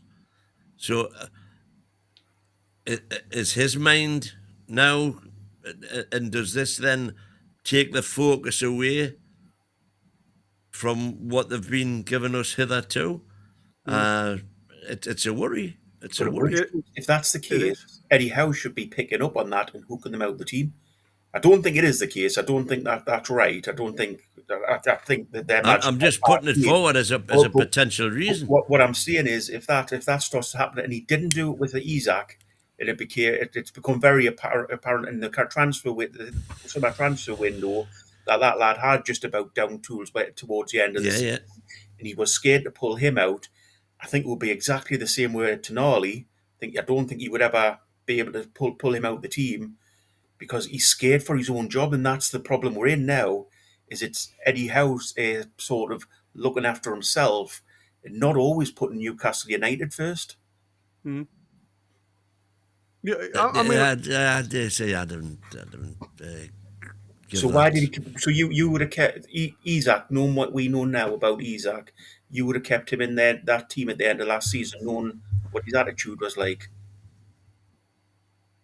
It would depend on how much I kind of believed what I was being told by the leadership group. But Isaac told him himself. If according to Eddie, Isaac told him that he probably want to get away. I haven't seen that because my whole agenda over the whole saga at the time was, when did Eddie actually find out? Eddie had said he had a discussion with him about halfway through the season, and it was discussed whether he would be staying or not. We can go back to the old videos. We've definitely discussed that. I thought that was all to do with the fact that when we were having that discussion, I was putting that to the he'd been made aware mid-season that Isaac had been verbally told he was getting a new contract by Amanda, and that Mitchell had come in and said he wasn't. I think Eddie was very vague about what. But if that was halfway through the season, it didn't seem to make a lot of difference then. But it did towards the end of the season. You've heard the interview with Wilson where he's went out and said Isaac wasn't trying. So sure enough, as the manager, he should have picked up on that fact as well. Yeah, he should have done. So why didn't he take him out then? And then because then it puts the other players not. Maybe because he thought even a half motivated Isaac was still better than a crocked Wilson. But you weren't saying that at the time. It's pointless going back to last season. But in regards to this, I just think we need to be really careful that Eddie, if these players are beginning down to, as I say, I don't think they are. Listen, if Eddie has lost the dressing room, he's got to go. Simple as. But he's also got to go if he's unwilling to say these lads aren't giving us 100% to come off the pitch. And as I say, I don't believe that for 1 minute about as long as the replacements with their additional commitment can outperform the under-committed, more technically gifted replacements. You know, the replacements both ways. Yeah, I don't see Eddie Howe getting the boot anytime soon, as daft as it looks, because of the 4 years that he's given us. You know, we can't forget what the lad has got in the locker, but I worry that he's got nothing left in the locker. That's the problem. As he reached the ceiling, which is everybody, you know, all the. I'm not talking about reaching the ceiling. I'm talking about just physically, and you know, when he had the pneumonia thing last year. Yeah, has he got burnout? Yeah, I mean, it's potential. And has he got burnout? That's my biggest worry. Yeah. Mate, there's every possibility that could be true. You know, because, that's I say, for 4 years he's been fighting with his hands tied behind his back, and you know that's got to weigh you down. Yeah, absolutely. With his hands tied behind his back, the club have given him £750 million. Everybody's going on about the £250 million you got this window. Yeah, we've got that. We've got 130 million of that back off Isaac. And for the previous 3 windows, he'd got nothing. But you said for the last 4 years he'd been doing it with his hands tied behind his back. He's had over £700 million spent on that team. But that you're talking about in 4 years. I am. Well, what's everybody else? All the competition, how much have they spent in 4 years? How much has Brentford spent in 4 years? If you're what about Brentford? So you'd be happy to be where Brentford are? No, but we're not. But we're not happy where we are. But I'm saying you're using that as the argument of why we're not higher up the league. You've got to accept that we're lower down the league. No, you've just got to accept reality. You've got to, you know, everybody's got just... Because of the way he has overperformed for 3 seasons, that's now expected. Well, he has raised because of the fantastic job he's done. He's raised expectations unrealistically. That's part of the problem, in my opinion. Nobody's saying he hasn't done a great job over them 3 years. What we're saying is he spent £250 million this summer to improve again and move on to the next level, and that hasn't happened. Right. We're not even 250. You're talking about this summer now, right? £250 million spent, £130 million recoup. That's £120 million spent. 55 million of that we've never seen yet. But we're still not in a better position than we were last season. And no, we're not, because we haven't improved and everybody else has. The problem is we are exactly the same as what we were last season until we went on that run. The problem now is we have got a lot more fixtures in the pipeline than we had last season because we had no Europe when we had the option to go forward and obviously win the cup the first time in 70 years. And that's what I'm saying. He's got lots behind him, but we can't be stagnant with that in situ. We can't just rely on his history. What we've got to do now we've got to look at what Eddie can give Newcastle now. And the one thing that when I was listening to his presser, post-match presser, it was just, I said we spoke about the illness on the previous presser against West Ham. So you have a tendency to say, okay, we'll give you one. But then when you actually look back, like I say, this calendar year, away form has been absolutely atrocious. And that, to me, is systemically providing the team with no platform to actually go and get Champions League again this year. So, again, as Eddie Howe looked at the whole scenario and said, we have got to make sure that we can get into the top 5, potentially top 4, with what we've got now. Now, again, these are his players, all but 2 players now. He's got no excuses anymore. So, if I was Eddie Howe and I'd brought all these players in, what would I bring them in to sit them on the bench? Hang on, who put us in jail, like? I don't know. I haven't. Oh, so we got the knackers entered the building. He's in the back room. The jailer, he's jangling the keys. it's interesting for me. It's like I said, you've spent the money, right? You've spent 55 million on Langer. Why put him on the bench? Unless you give him a constant run of games, you're never going to get anything out of the lad. His confidence is going to get less and less and less. He's never really going to get to the gist of what Newcastle are asking for unless he's playing on a regular basis. And the problem is because Voltemada was new to the Premier League, Voltemada hit the ground running. He scored the goals. He looked fabulous. Now they've cottoned on to the way he plays. It's not so easy for him. But unfortunately, with that comes... But you've got the service again. This is why I asked you about wingers. Why have you brought wingers into the club that aren't providing service? Because it doesn't matter who plays up there. I don't agree with that. That Voltemada has been found out. I don't agree with that at all. Well, you've only got to have a look at his metrics over the last 2 games. I don't think Voltemada has even got up and running yet. Go on, mate. The way the team's set up at the minute, and I'm not blaming Voltemada for this, how many touches is that lad getting a game? Nothing. He has Absolutely nothing. Well, but what he does have are fantastic. I mean, his assist to Harvey Barnes was outstanding. Yeah. But again, unless you feed the horse, he's not going to eat, is he? That's what I keep saying. But that was just a typical. That wasn't that's what Voltemada does. That little feed that he gave to the jingle of the feet and the lovely pass to Harvey Barnes. That's how you utilise Voltemada. And you're saying teams have got you. They didn't stop him doing that. The problem is when the rest of the team are so poor at the minute in away games in the Prem that they aren't getting those balls to him. Not in the right areas. No, that's what I'm saying. And also the other players are not getting to where, full credit to Harvey Barnes for being there to pick it up. Would Gordon have been there? Not so sure. But that's what I said. If you go in narrow, you've got to have those players, Murphy and Barnes, who at the minute are the only ones that look, with Voltemada, that look capable of scoring anything, to be fair. And I think, it seems to...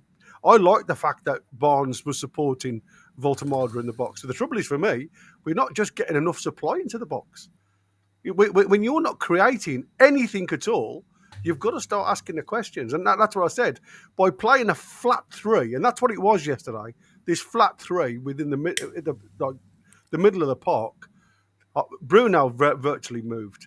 Tonali virtually moved out in that middle. J7, like I say, he was gone. I mean, to be fair, I've had a look at that tackle again that he had on him. I think the lad's close to not get a card on that one, even a red, because it was, even though he went over the ball, the air shot, it was a break a leg jobber. It was nasty. But you've got to be able, if you give it, you've got to be able to take it. And let's face it, J7's absolutely, mate, edge all season as well. So yeah, absolutely. And I'm not saying he's not without cause, but what I am saying is the fact that I think Brentford were lucky for that one not to be reviewed because it was a nasty one. However, folks, hit the likes, please. We've got 200 odd watching, and we haven't even got 50 likes yet. That's disgraceful. Howie. Here, look at this straight away. Granted parole, Irish. Release the win.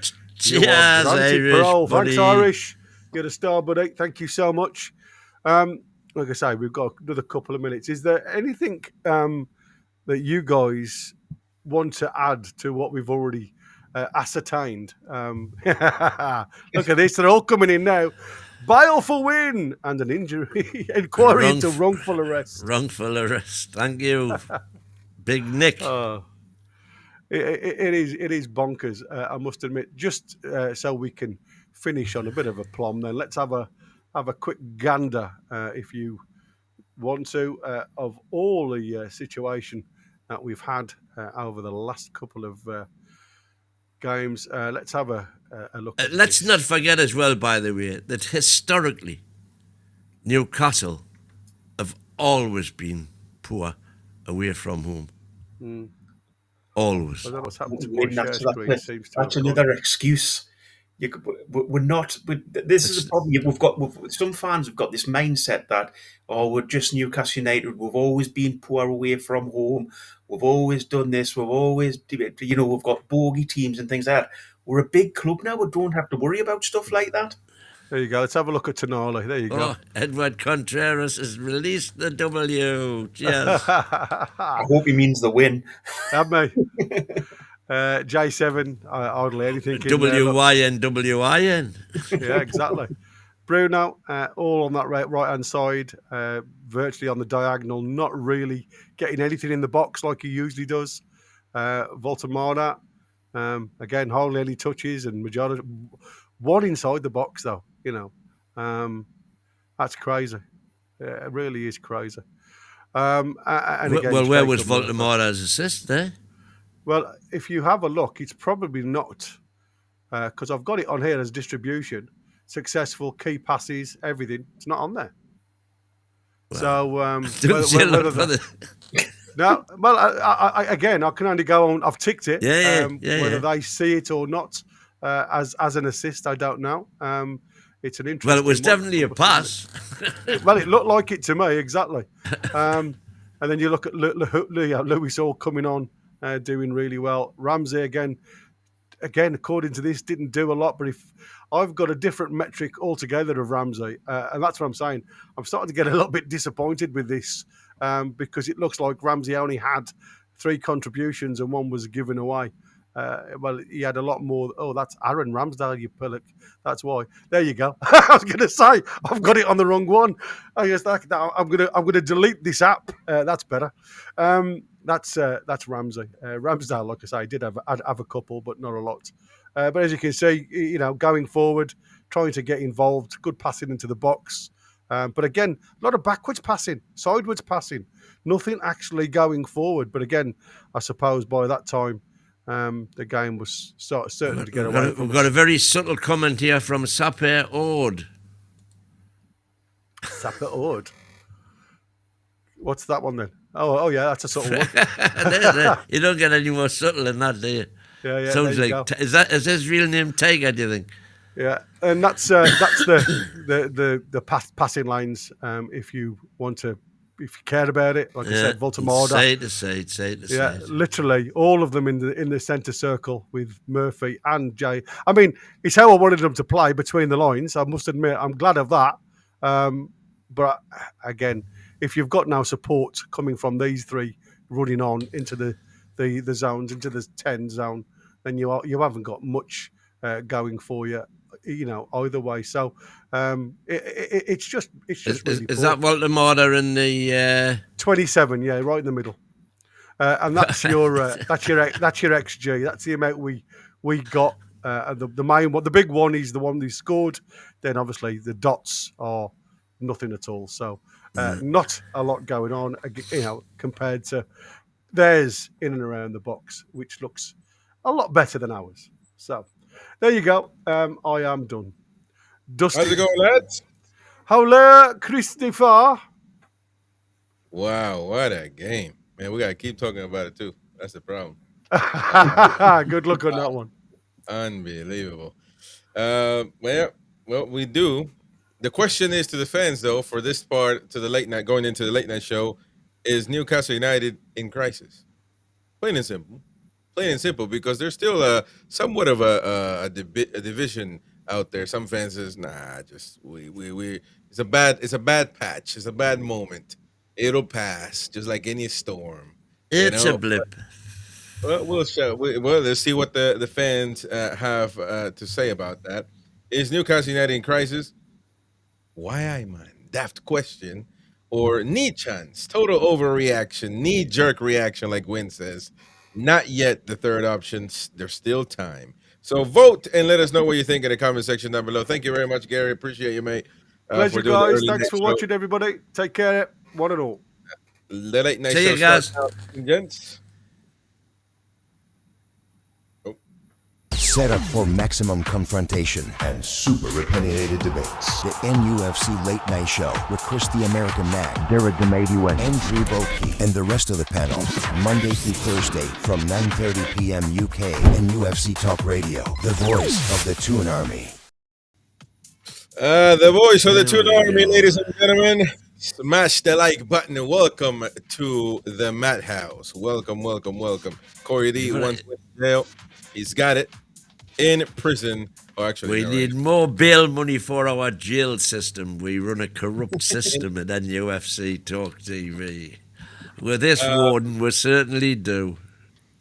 I think I'm going to vote not yet. There's still time, but I'm happy because that's as happy clap as you're ever going to get.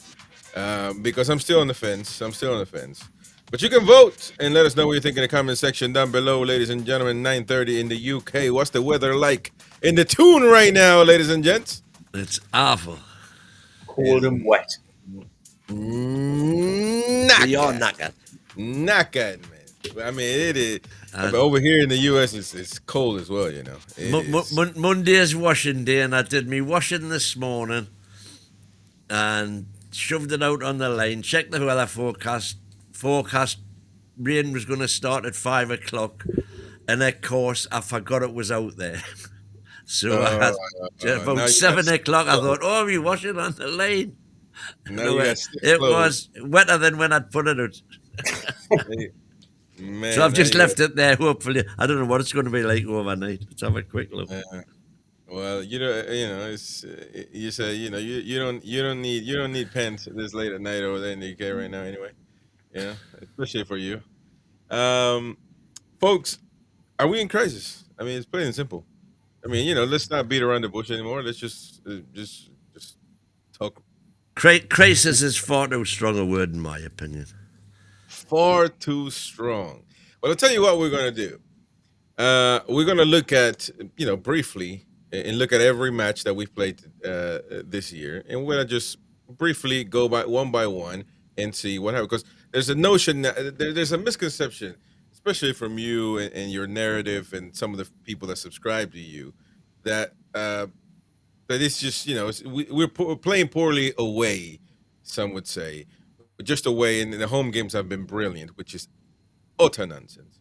Because we've been playing just as bad. It's just that the crowd might get us, or certain champions. We've been playing so many home games right now. It's incredible. I don't remember a time like this where, you remember the Carabao Cup, the Champions League, then we got Fulham at home as well. A lot of home games. So, and we've been winning some of those. I think the Benfica was a really good performance. Spurs as well. But so we're going to take a look at that stuff and see if we are actually in crisis or not. And, of course, take a look at what the folks in the chat had to say. Free, what is Jordy Dan send the super chat in? Well, what did he say? Yep, free the Gosforth win. Free the Gosforth one. Free win. How in? How are the lads? Good man, Jordy. Appreciate it, Jordy. It's interesting because I thought this was NUFC Talk TV or NUFC Talk. We can swing together if we feel we're doing it right. We can swing together. We can swing all through the night. I mean, that was shambolic. Building this fun there. That's really poor from him.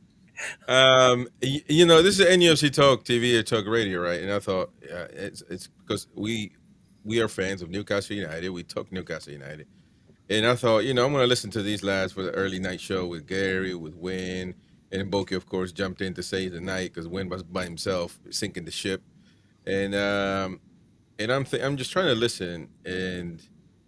Maybe, because you guys are fans as well, and you're going to tell me your concerns, right? The first thing that comes to mind with something going badly at Newcastle United. Wynn's concern was burnout. He's worried about Eddie Howe's burnout. So Eddie Howe, that's his concern, right? Is how Eddie Howe feels instead of how what Newcastle United is going through. His concern is burnout of Eddie Howe. If he's feeling well, if he's doing well, and that's his major concern. And for a 70 plus 100-year-old fan like you, I would expect a little more, right? But no, your concern is Eddie Howe and not Newcastle United. And because obviously, no, not the two don't correlate. Of course, the two correlate. So I would have thought that the first thing that came to your mind would be, the team is not doing well. I don't know why this player's not performing. These tactics are not working. something along the lines, Right? And if the reason that all of that isn't happening is because Eddie's lost his mojo, then something needs to be done about it. Yeah. I don't know. Again, I'm not Eddie Howe out because I don't know what the solution is at this point. I'm confused. It's easy for fans to say, and I'm jumping on the bedwetter side. I'm sorry, on the happy clapper side now. And it's easy for fans to say this should happen, this should happen. But since I have a close connection to Newcastle United, unlike Mr. Burnout, Eddie Howe's Burnout concerns, unlike him, I don't know that sacking the manager is a good idea at the moment. Maybe. I don't feel like I'm ready to say that yet because I think sacking the manager is an ultimate decision. It is the ultimate decision to make. Just be careful what you wish for. Now, Boki, of course, clearly he's on that, and I think I heard him earlier on. He wants him out. And so I don't know that we're there yet, but this is not a momentary thing. As far as let me ask you when. Again, well, no, actually, I asked you yesterday. You said no, that we're not. That we don't have. We're not in the. This is not a poor season, right? According to you, it's a good season. Up to now, it's a poor season. Okay, well, yesterday you didn't say that. Sorry about that. So, yesterday I didn't say anything. I asked you a direct question. If this is a poor season, you said no. I don't think it's a poor season. You said that. Well, we haven't had the season yet. Up to now, it's been poor. Well, of course, up to now, we can't do futurism here, man. We got to speak of until now. So you agree then that it's a poor season, right? Now you agree. It's a poor season so far, absolutely. Yeah. So if we look at but why is it a poor season if you think that we were champion? We get because the identity of the team appears to be it's not there anymore. You watch them play, and that identity that we've had for 4 years of pressing and pushing and working what bollocks off, it's gone. It's just not there anymore. He seems as though he's trying to go from intense ball, if you like, to possession ball, and it's driving me potty, all this, pep ball passing around the back and all that. Everything leads you to the manager. The manager is at fault for this. For why we're having a poor season. Well, he's ultimately responsible for it. Of course, he is. Oh, yeah. So there you go. So he is the one. I was trying to pull my hair out when you and Boca were going at it earlier today about. I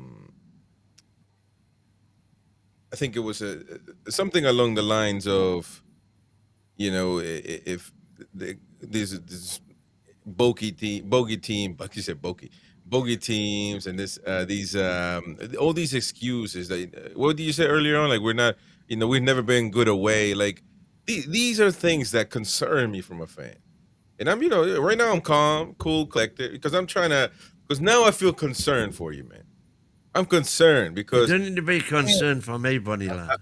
A fan speaking like, we're just not a good team. Look, it's not. You said earlier today, it's not as bad as we've had it. I mean, well, it certainly isn't. It's better than we've ever had it.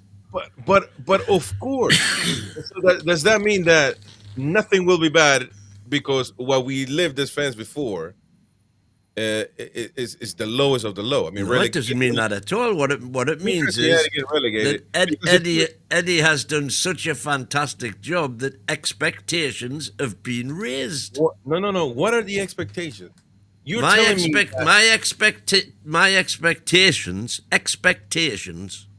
are that we should be in the top 9 of the Premier League because that's where we are. Because that's where we are financially. 9. That's where we are financially.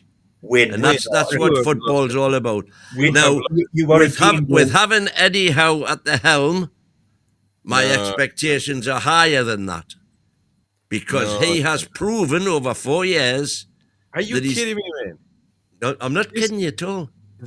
With this lineup, with this more or less team, we've got the Champions League, of course, with Eddie Howe. Yeah, with Eddie Howe, of course. We got the Champions League consistently. We've won a title, a cup. So it's proven that these players in this team can do with worse teams than what we have now, with worse squads than what we have now. With Callum Wilson, with all of them guys, we managed to make it to Champions League. We missed it, again, by a small margin, but we still missed it. And then we made it again the next season. We won a cup that season. So that's the standard of Newcastle United. You're telling me now that we are a mid-table team, and that's our standard right now, that we're a mid-table team. And that's where, if we finish 9th in the league, that you're okay with that. To me, that is mind-blowing. Boki, come in here and say something, because that is really help me out. It's mind-blowing. We've all said that we have to keep improving as a team. 9th place, above 9th place, isn't good enough. We have spent money win. We have got. So has everyone else. As you said, we've got the best squad we've ever had.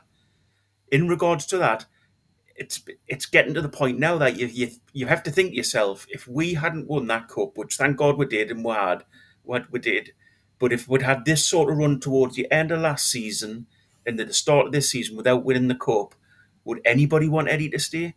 I think that cup's brought him a lot of credit, which it should do. Exactly. But at some point that credit has to go, and we have to say what's best for Newcastle United, not what's best for Eddie Howe. And as much as you say, Win, that there are bedwetters that go to the other side, and I agree, there's a lot of them. I agree, there's a lot of them, and I usually combat them all the time. But the level of delusion of some fans on the other end, like yourself, it is alarming. It is alarming because it messes with your mind, because now you're on the show earlier as well. Said not on the show, but on the early night show with Gary and him, you said it's Eddie Howe wins us trophies, and you use the S at the end, and it's that one Carabao Cup has made you think that you compared it to Kevin Keegan and all those guys, as if really Eddie Howe's margin is that big that you can say Eddie Howe has brought us trophies compared to those guys who just played for the crowd, they look good but didn't win anything. You see what I'm saying? It's made you really, I don't have the other word for it, delusional, because you use the S, the plural, trophies. And it's a Carabao Cup. As much as we love it, we carry it. I have one here that Amrit gave me. It broke on the way here from Newcastle. We have it here, man, but it's we're one end to the other. There is no middle ground whatsoever, and it's alarming on both ends. But I'm obviously talking to you because I have the show with you. But it can't be that extreme, man. The Carabao Cup cannot mean that he just gets to do whatever he's never held to account. I am a realist. No, you're not. Yes, I am. You're telling me that other clubs have overspent us, and that's why they're above us. Sunderland haven't overspent us. Yes, I have. No, they haven't. They bought 200 low quality players. We bought 4 or 5 extremely quality players. We spent about the same as far as money is concerned, cash is concerned. But we bought players that actually were improved and proven in the Premier League. Sunderland bought players from all over in Africa, and they're great players, but they were low level players where they came from. Some players from around Europe, they bought 1 million players, right? And it's a gamble for them. It's worked out for them. But Sunderland, just a barely promoted team, is 4th in the Premier League. As much as we hate to say it, right? How much has Tottenham spent over us from last season, where they finished? Where are Sunderland going to finish? Well, we don't know that. We can only speak of right now. We can only speak of right now. Let me ask you again. How much has Chelsea spent? Because this probably spent a few quid, haven't they? How much has Tottenham spent? How much have they spent to be from like 15th, 16th to now 5th in the Premier League? How much has Aston Villa spent when they were dying to get War Osula? You know what I mean? How much Aston Villa, with all the PSR restrictions that they have, we spend more than them.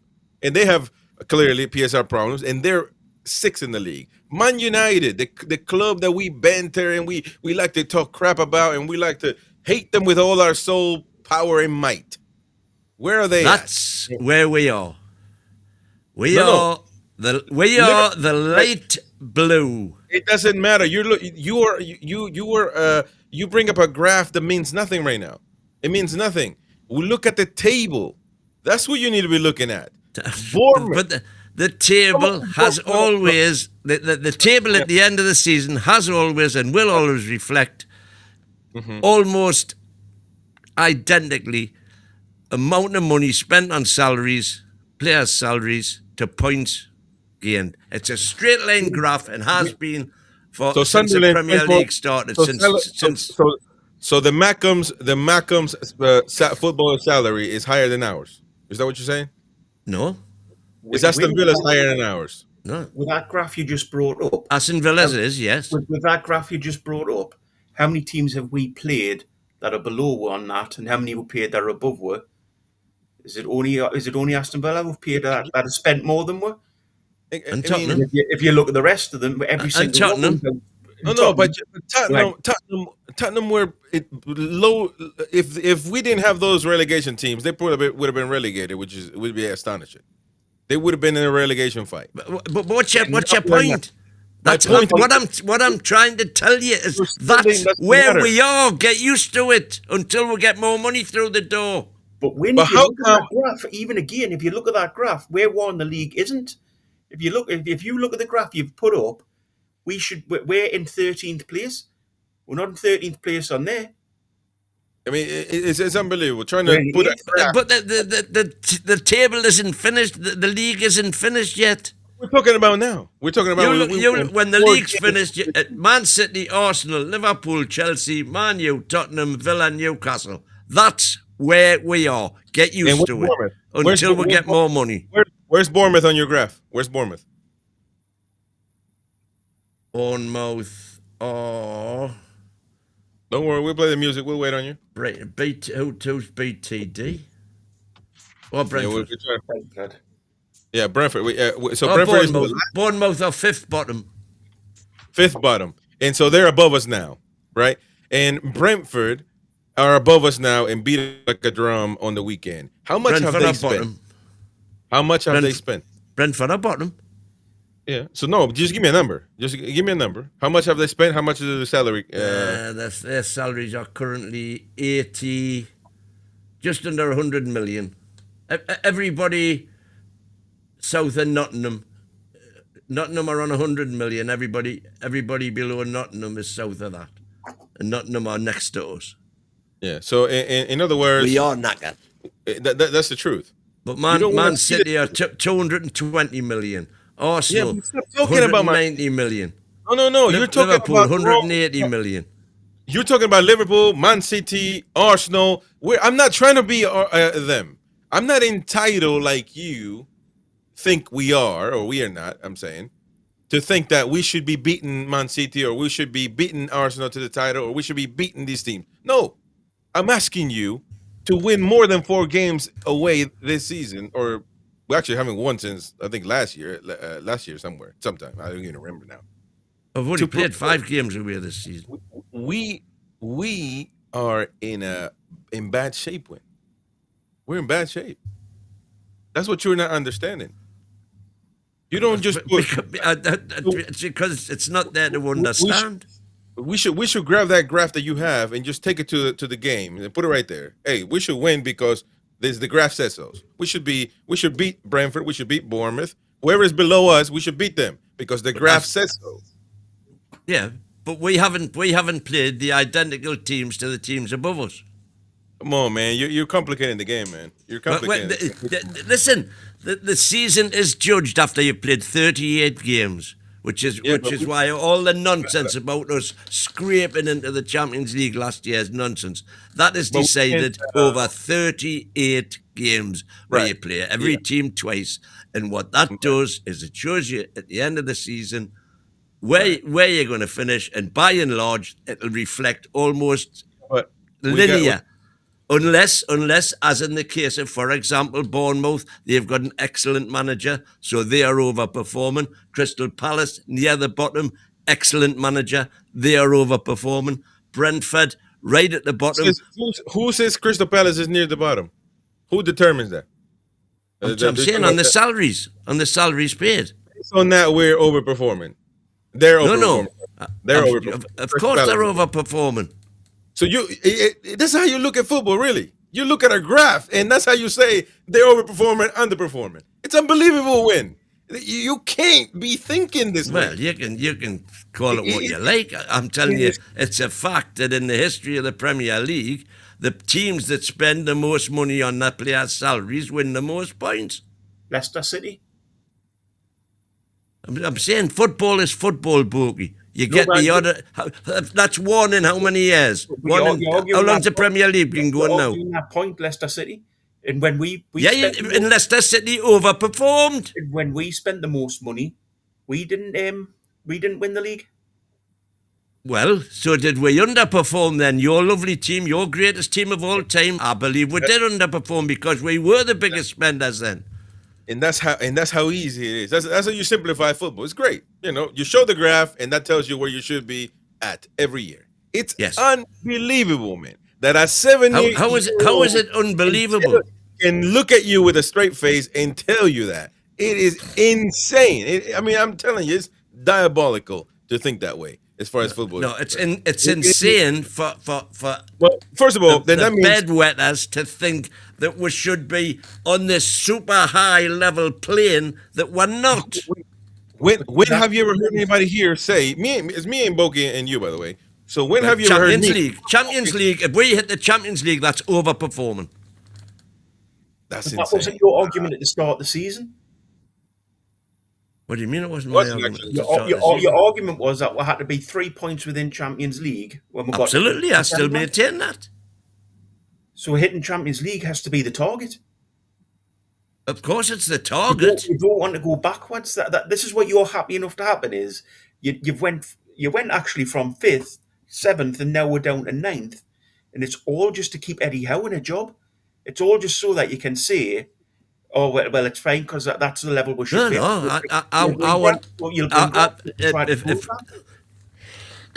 If we are not within Champions League hitting distance at Christmas, I'm talking about good championship. 3 points.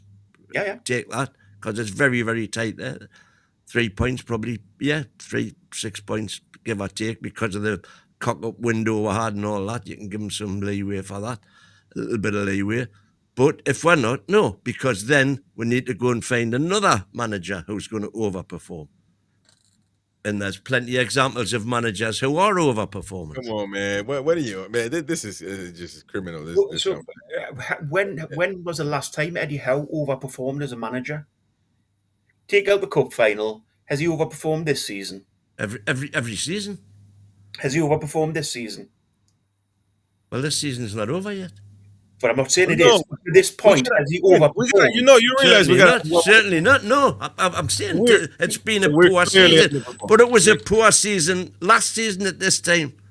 We went on 9 games, and we're still finished in the Champions League and won a cup. Well, you think so? It's a 9-game winning run, right? Is that what it was? 9 games. Yeah. And you think that's how it works? You just say, boom, we're gonna win 9 in a row. No, Nibala, man, we got it. Well, that again proves that's how you do it. Proves exactly how much confidence plays a part in football teams' performance. Because once you get that momentum and you get the ball rolling, the confidence builds, and then it produces its own success. So whose job is it to put confidence into the football team? And Well, it's the manager's job, of course it is. And that's the thing, though. Everything leads up to Eddie Howe, and that's why I don't even know why. Listen, I've said a manager's job depends on results. Yeah, but the bottom line is all the people who want Eddie out now have got no faith in his ability to turn things around. I have got faith in his ability because I've seen him do it 3 years on the trot. So let's talk about patience, because you like to talk about fans. That's your thing. You like to talk about fans. No, you like to talk about fans. No. You like to talk about them because you want to deviate from talking about the real person that's in charge, because you want to talk about graphs. Show about your money graphs and talk about fans. I'll talk about Eddie Howe all day long if you want. If you want to talk about Eddie, I'll talk about Eddie. Listen, you're just making that's you making yourself look like that, not me. So let's talk about patience, because let's talk about patience. How long do fans keep going? For example, we were on a phone call last season. All the Eddie outers were still there. They were all out with their names. I don't know about 80 outers, but there were. Yes, there were hundreds of them in our group particularly. But no, don't talk about our group. Talk about fans that you see and that you talk about, and that you see on social media or on YouTube. Right? Don't talk about this channel. This channel is nothing but a vehicle for fans to have their say. So you want to talk about them and how they whinge and how they're improper fans because they criticize. They are all your words, not mine. No, you said that. Because proper fans that I talk to in the Toon tell me this. I never use the word proper fans. I use the people you do at actually, the match you that I speak to. So if you ask them, do you want Eddie in or out? They look at you as if you're mad. Yeah, well, because there's a lot of zombie fans as well. There's a lot of zombie fans. All right. Online and so you're calling the fans zombies. But they are. Because if they tell you there's nothing wrong with this team, it's clearly. No, but that's not what they say. You say you're putting words in the mouth again. Let's talk about patience, because patience from the fans, because me and you were talking about something, and we were off screen, and you were on the phone call with your light bill provider, right? And you went ballistic. I mean, because you couldn't see your address in one bill. You went ballistic, and the poor lady, she was probably from, the south side of London, just sounded proper. She sounded like India. No, she wasn't Indian. Why have I got an echo? I don't know. But everybody has an echo, Boca? You have an echo? I don't have an echo. There you go. He's just hearing things in his head. Anyway, so she's a nice lady, by the way. She sounded like she came from the Titanic, really proper and posh, really nice lady. He was going off because, she didn't know the address and how she's supposed to know the address. He went ballistic, man. So he lost his patience. And I told him afterwards, man, you got to be nicer, man. You got to talk to people nice. And he said, nah, she should know my address because, all right, no problem. I had more patience. When you've gone in on and you've done all your signing details, you should have your information up in front of you. You lost the patience there. You lost your mind. So why is it my right to say that you are? You can do what you like. I don't give a toss. No. Okay, but you do judge fans for saying what they want to say, and maybe this is enough for them with Eddie Howe, but for you is until 3 years from now and see what happens. So I don't know if you again. Know you say it's hyperbolic again. I've never said 3 years from now. Well, sometimes I've said this, and I said the same thing last year at this exact same time. Over. Well, I'll judge him at Christmas, and what happened? And we went on a great run. Exactly. And we won a cup and we qualified for the Champions League. That is not guaranteed. So why do you get to judge fans for? I'm not judging anybody. I am not judging anybody. Their deadline may be different than yours. It may be this is enough for them. And I think their deadline is unrealistic. Why is it unrealistic to the way we're performing right now? Well, you don't think it's unrealistic. I do. End it. You keep on talking about that. So, but do you agree that we're underperforming? That we're the support system? You agree with that, right? Yes, absolutely. So, if we continue this form, by Christmas, when you want to start looking at things, because I don't know if you realize, but we got to have shows. We can't just have one show at the end of the season for the whole year. We got to actually have shows every day. So we got to talk about that's why I have shows every day when I criticise Eddie, as I have done post the Brentford game, post the West Ham game. Yeah. So, Bucky, go ahead. I think you. Can I just pick you up on the point of the great run that we had last season? Which we did have a good run in the middle of the season. What happened at the end of the season? Got in the Champions League. We went on to a poor run. We got in the Champions League. We had a poor start to the season. We were so good. We had a poor end of the season, and we had one little period in between where we've done well. That's not good enough for a big club. You need to be consistent throughout the whole season. You need to finish in the Champions League at the end of the season. But you need to be consistent across the season to do that. Europe, anyway. No, you truly expect us to finish in Champions League? That's criminal, man. I mean, that is a crazy way to look at it. Ian Fleming, how long have you and Wayne been married? Never. I would never marry this guy, man. He'd be knackered. But thank you for that anyway. So Becca has an interesting point here. Wayne shows more intensity defending Eddie than the players do playing for him, and that's interesting because that's also and that's another thing that I've said. If there's any kind of sign that Eddie's lost the dressing room, the results will show, and the result, like I say, managers are based on results. And no, what more of a sign do you need than how low them players were on Sunday? Them players aren't playing for him. They're not. Well, I don't believe that. You can tell. Again, you say you don't believe that, so you just don't believe it. That's it. If you tell me you just because my head says to me that I don't believe it, that's fine. But if you're going to look at facts, I don't believe the reason that the players played as badly as they did on Saturday was because they had made deliberate decisions to stop playing for Eddie Howe. Well, there's two options, in which case there's the option that they did it on purpose because they've stopped playing for Eddie Howe, or that he hasn't set them up correctly. The other them reflect greatly on him. How many times do you want me to say? I blame Eddie totally for Sunday's performance. So how many times do you want us to say it?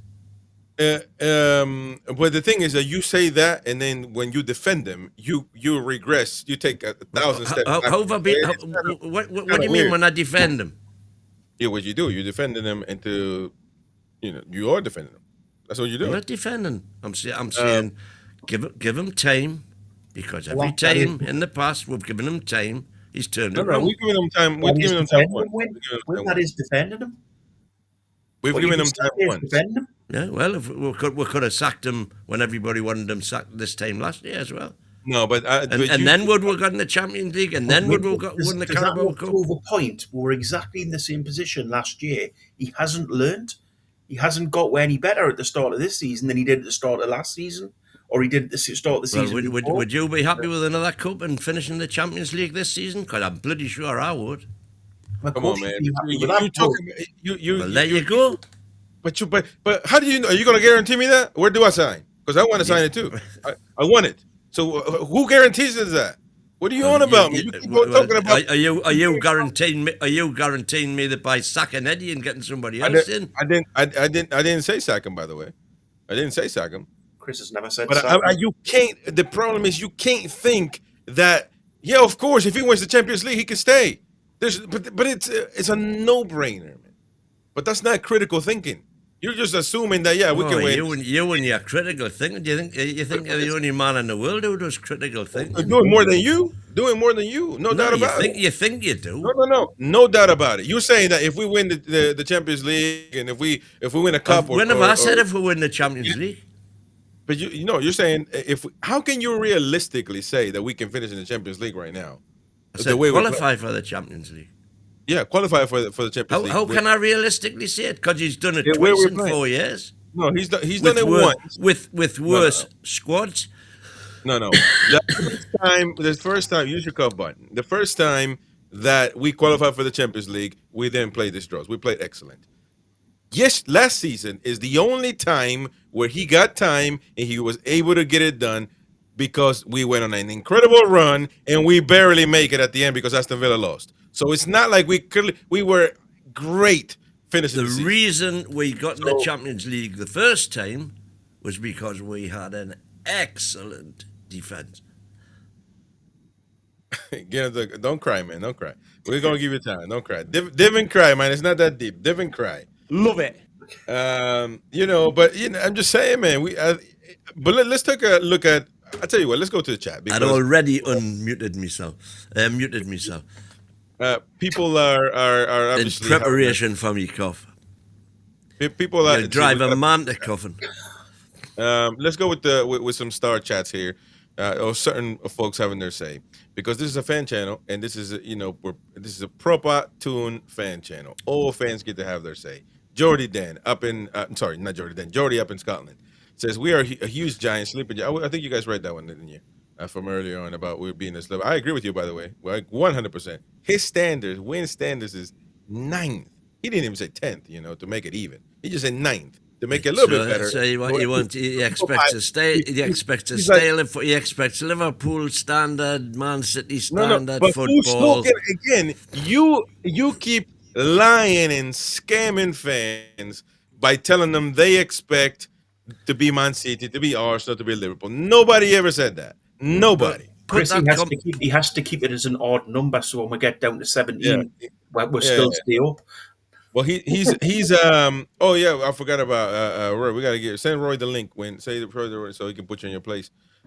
So he keeps doing that 9th place, so it's like putting the price at the store. You said $9.99, and so it doesn't look like 10. That's exactly what he's doing.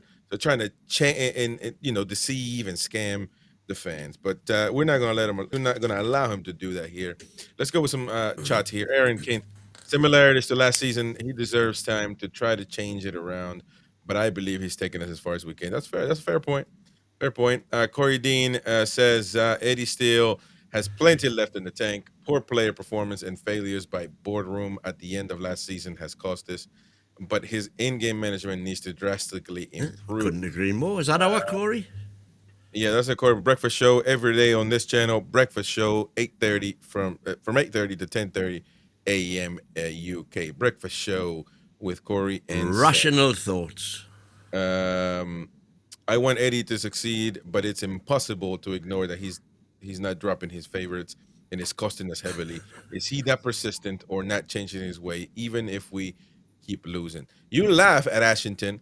Sorry, Ashington. I'm laughing at Irish Assassin. Win is so far up Eddie's backside. I don't know where Eddie ends and win begins. Stop being up Eddie's backside. He isn't a hat. But Ashington has got a very good point. That he doesn't drop his favorites because you can see it on the pitch. And yesterday was more evident than ever before. That's why this season is worse than last season. Again, I'm not going to subscribe that we lost because of Dan Burn, although he got a red card and got to give a penalty. So that's kind of idiotic of me if I keep saying that. But I think that would be simplifying because the whole game was rubbish anyway. And but it wasn't down to one man, that's for sure. But the fact that he doesn't even put him where he's supposed to, and the fact that he in the post-conference match conference he says I left him there because of his height, and then people like Mighty Wayne just kind of smirk and laugh because he knows what it means, because he can't drop him. Even if he wanted to, he can't drop him. It's pretty tough. We got Roy. Before we should have just done a little something here. Hold on, let me see. Well, we got this. There you go. Prove the twat. We got a few things here and there. But at the end of the day, man, it's just shambolic. It is shambolic, and I don't know, Roy. I mean, I keep saying that don't sack him, but maybe that's just me being not trying to accept the facts. I don't know what the solution is, to be honest with you. But at the end of the day, it's not looking good right now. Yep. And speaking of Panani, I don't even want to see Panani after this shit. Language. How's it supposed It to was work rough. after watching that football, man? I'm depressed. Yeah. Are you I guys- need alcohol and oh man. You know what it is? I don't know who said this. I did write it in the comments before. You're doing the same thing, but you're expecting a different outcome, and it's Einstein. absolutely stupid. It's absolutely stupid. I saw the lineup yesterday, and I thought, Lewis Hall was there, and sitting on the bench again. And I actually had a bet with one of the Doha Mags last week. I said, you know what? Next week, Lewis Hall's going to be fit, sitting on the bench. Dan Burns on the left, and Joe Linton's going to play. And Pope's going to play. And those three played. Started the game again. And you know what's going to happen next game? I've got a feeling next game. I'll tell you what's going to happen. Trippier, left back. Kraft, right back. Lewis Hall on the bench. Watch it. Because Dan Burns suspended. And if that happens, who's going to defend Eddie again?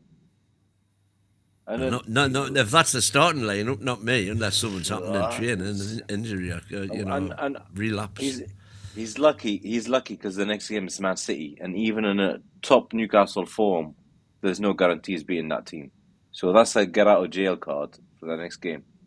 So it's the one after, which is Everton away. Well, no, I don't think Man City's a get out of jail card. Not for me, it's not. No, I want to see a performance. We've given Man City plenty good games. We'll fight because they'll decide to wake up and fight in that one. But when we're playing a lesser team, we don't fight. And the body language of Toon Army. No, it's down. Like I said this again before the start of the match on Sunday. The players, despite denying it, I'd say, because if you remember Dan Burns' interview after the Benfica game. It's these games where we've got to earn our money. And I said, it's all very well saying that, but let's see how they turn up and perform.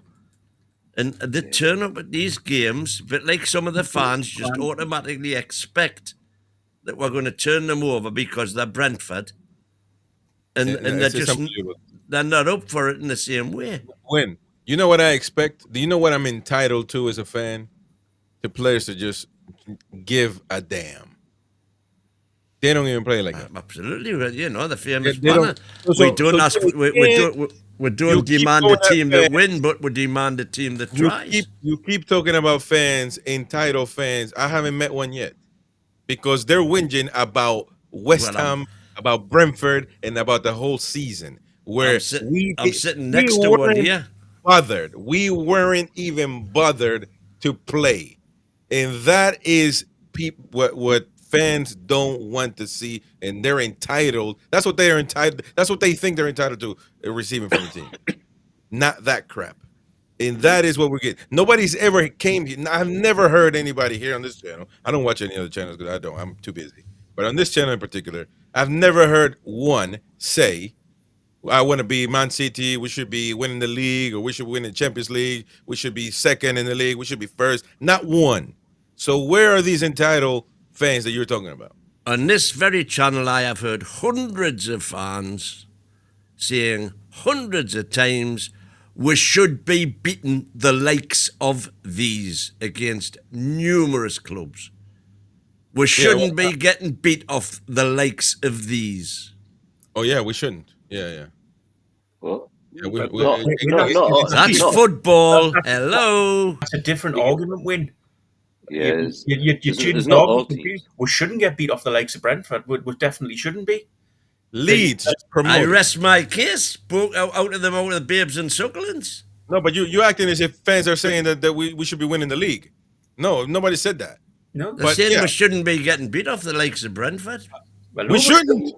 Like that, we shouldn't. So are you happy that we got beat off Brentford? In which case, of course, I'm not happy that we got beat off Brentford. Well, that's what you're saying. I'm saying we should be beating Brentford. You're saying, well, should we? Probably not. Especially when they're low. No, I think we should be beating Brentford. So what's your? Not because they're Brentford. They're a Premier League team. Yeah. You've got to earn your results.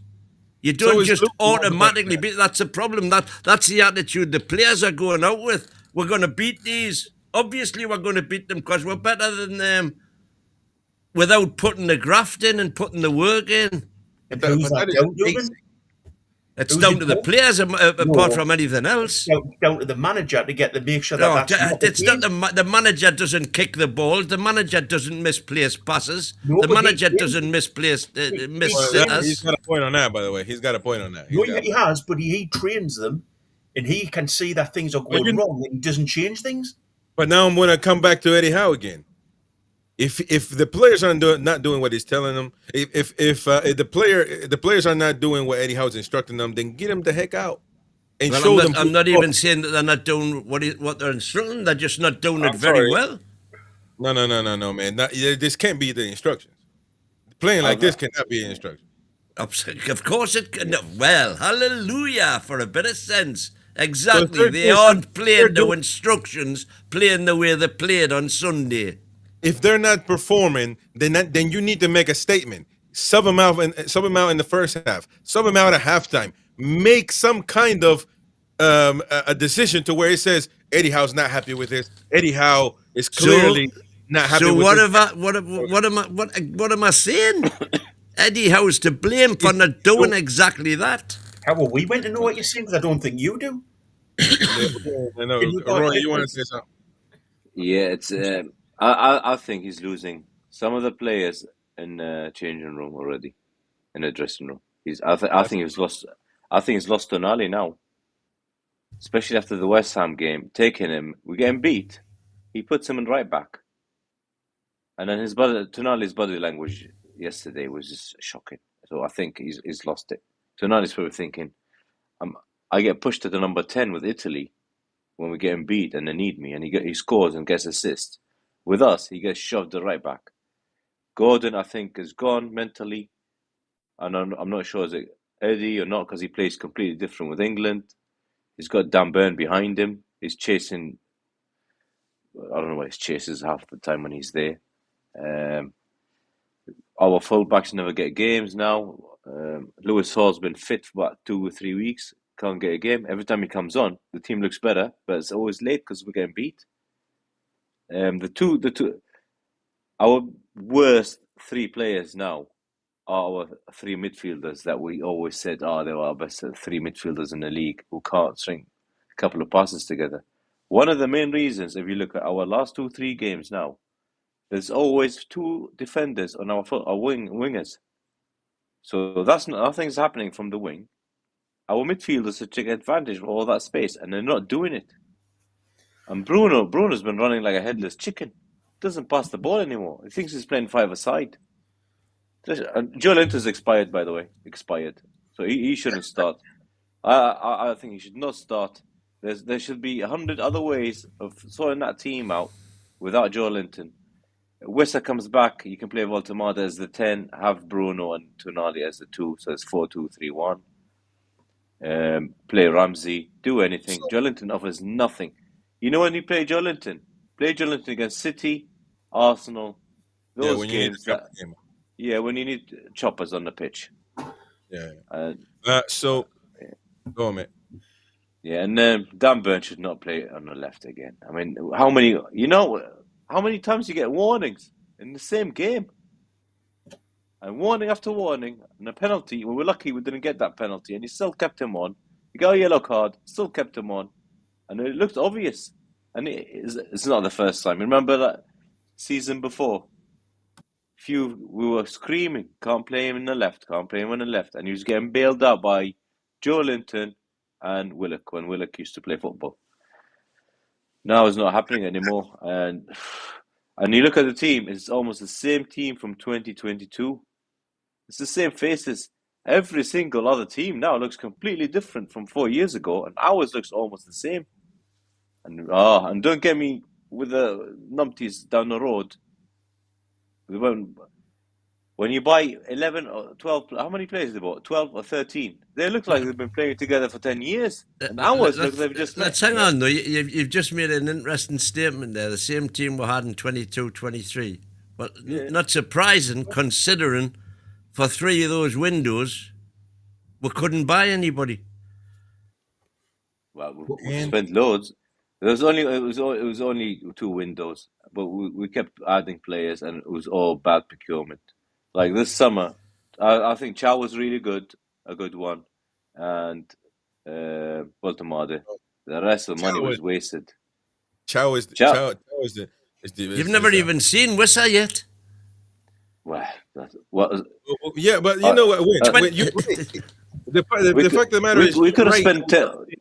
We could have bought a 10 million striker like Sunderland. Hold on, but the thing is, because we're supposed to know he's going to get injured before he kicks the ball forward. Win. You're actually 100% right that we haven't seen Wissa, and that should be it. You know, that should be somebody that comes in, and we'll see what he can do. Maybe help the team, hopefully. But now the expectation from people from your side of the bed is that we have Messi that's coming in and didn't worry because he's going to fix everything. And to me, that is shambolic. Once again, you jump on the delusion to the extreme, man. You know, like Wissa is a good Premier League player. He can do a job. But on this channel, we talked about him being Wilson's replacement to be back up to Isak. When he left, we needed to get a replacement for Isak. Everybody, it wasn't accordance that he wasn't going to be the Isak replacement, that we needed to get somebody else for that role. And now all of a sudden, Wissa has become Alan Shearer that's going to come to the Toon and save Wabacon. And I'm sorry, mate, it's not that. First choice right winger in the summer, Mbeumo. If we'd gone out with a proper transfer team and tried to sign Mbeumo, I think we could have prevented him signing for Man United. We didn't. Look what he's doing at Man United. First choice striker, first choice Pedro. If we'd went in with the right money at the very start of the window, even before the window opened, getting the deal done, we could have had Pedro. Look what he's doing at Chelsea. He scored half of the goals that Baltimore had. He's only scored 3 in the Premier League this season. When if we're doing what ifs, if we had lost against Liverpool in that cup final, you'd be calling for Eddie to be out now. No. That's 2 cup finals in 2 years. Yeah. And 2 Champions Leagues in 2 years. If we'd had the run that we've had since the cup final up to now, would you not be calling for Eddie to be out? No. Do you think there'll be a lot more fans would be? No, maybe. Maybe no. I mean, it's the truth. The only reason why really he's got credit is because he won that cup. And, you know... and we got lucky against Everton, and then Man U, basically Man U sent us to the Champions League. The Champions League is based on 38 games. You're right, 38 games minus 15 minutes that we were out. And then suddenly Villa keeper gets those sent 15 off, minutes count a part of the 38 games. And you're right, when those games are played is irrelevant. I think we're lucky because we got to that game. That would have been our £60 million game, and the players didn't turn up in probably the second most important match after the cup final, which was the Everton, and we cocked it up. As much as Wayne wants to wait until Christmas, Larry Strawberry, that's funny, has a great point, a question really, but it's a point in my opinion. Would you sack Eddie if you lose the guy? I mean, that is Christmas. If you mean that's Christmas when we play the Mackhams, then you're right, Wayne, because with all due respect, you're not, and you're supposed to be a fan as well for a long time. The Mackham, as much as I don't pay attention to them when they're not in the Premier League because they're irrelevant to me, but they're in the Premier League now. And unfortunately, they're a rock in a shoe that you have to deal with. And if we are playing like this and we lose to them in the Stadium of Light, because we can curse, Roy. then I'm telling you, man. I thought it was a late night show. It is a late night show, but we cannot curse. Well, no one's up unless you live in New Zealand. Ofcom is going to come get us, mate. But whether you like it or not, Win.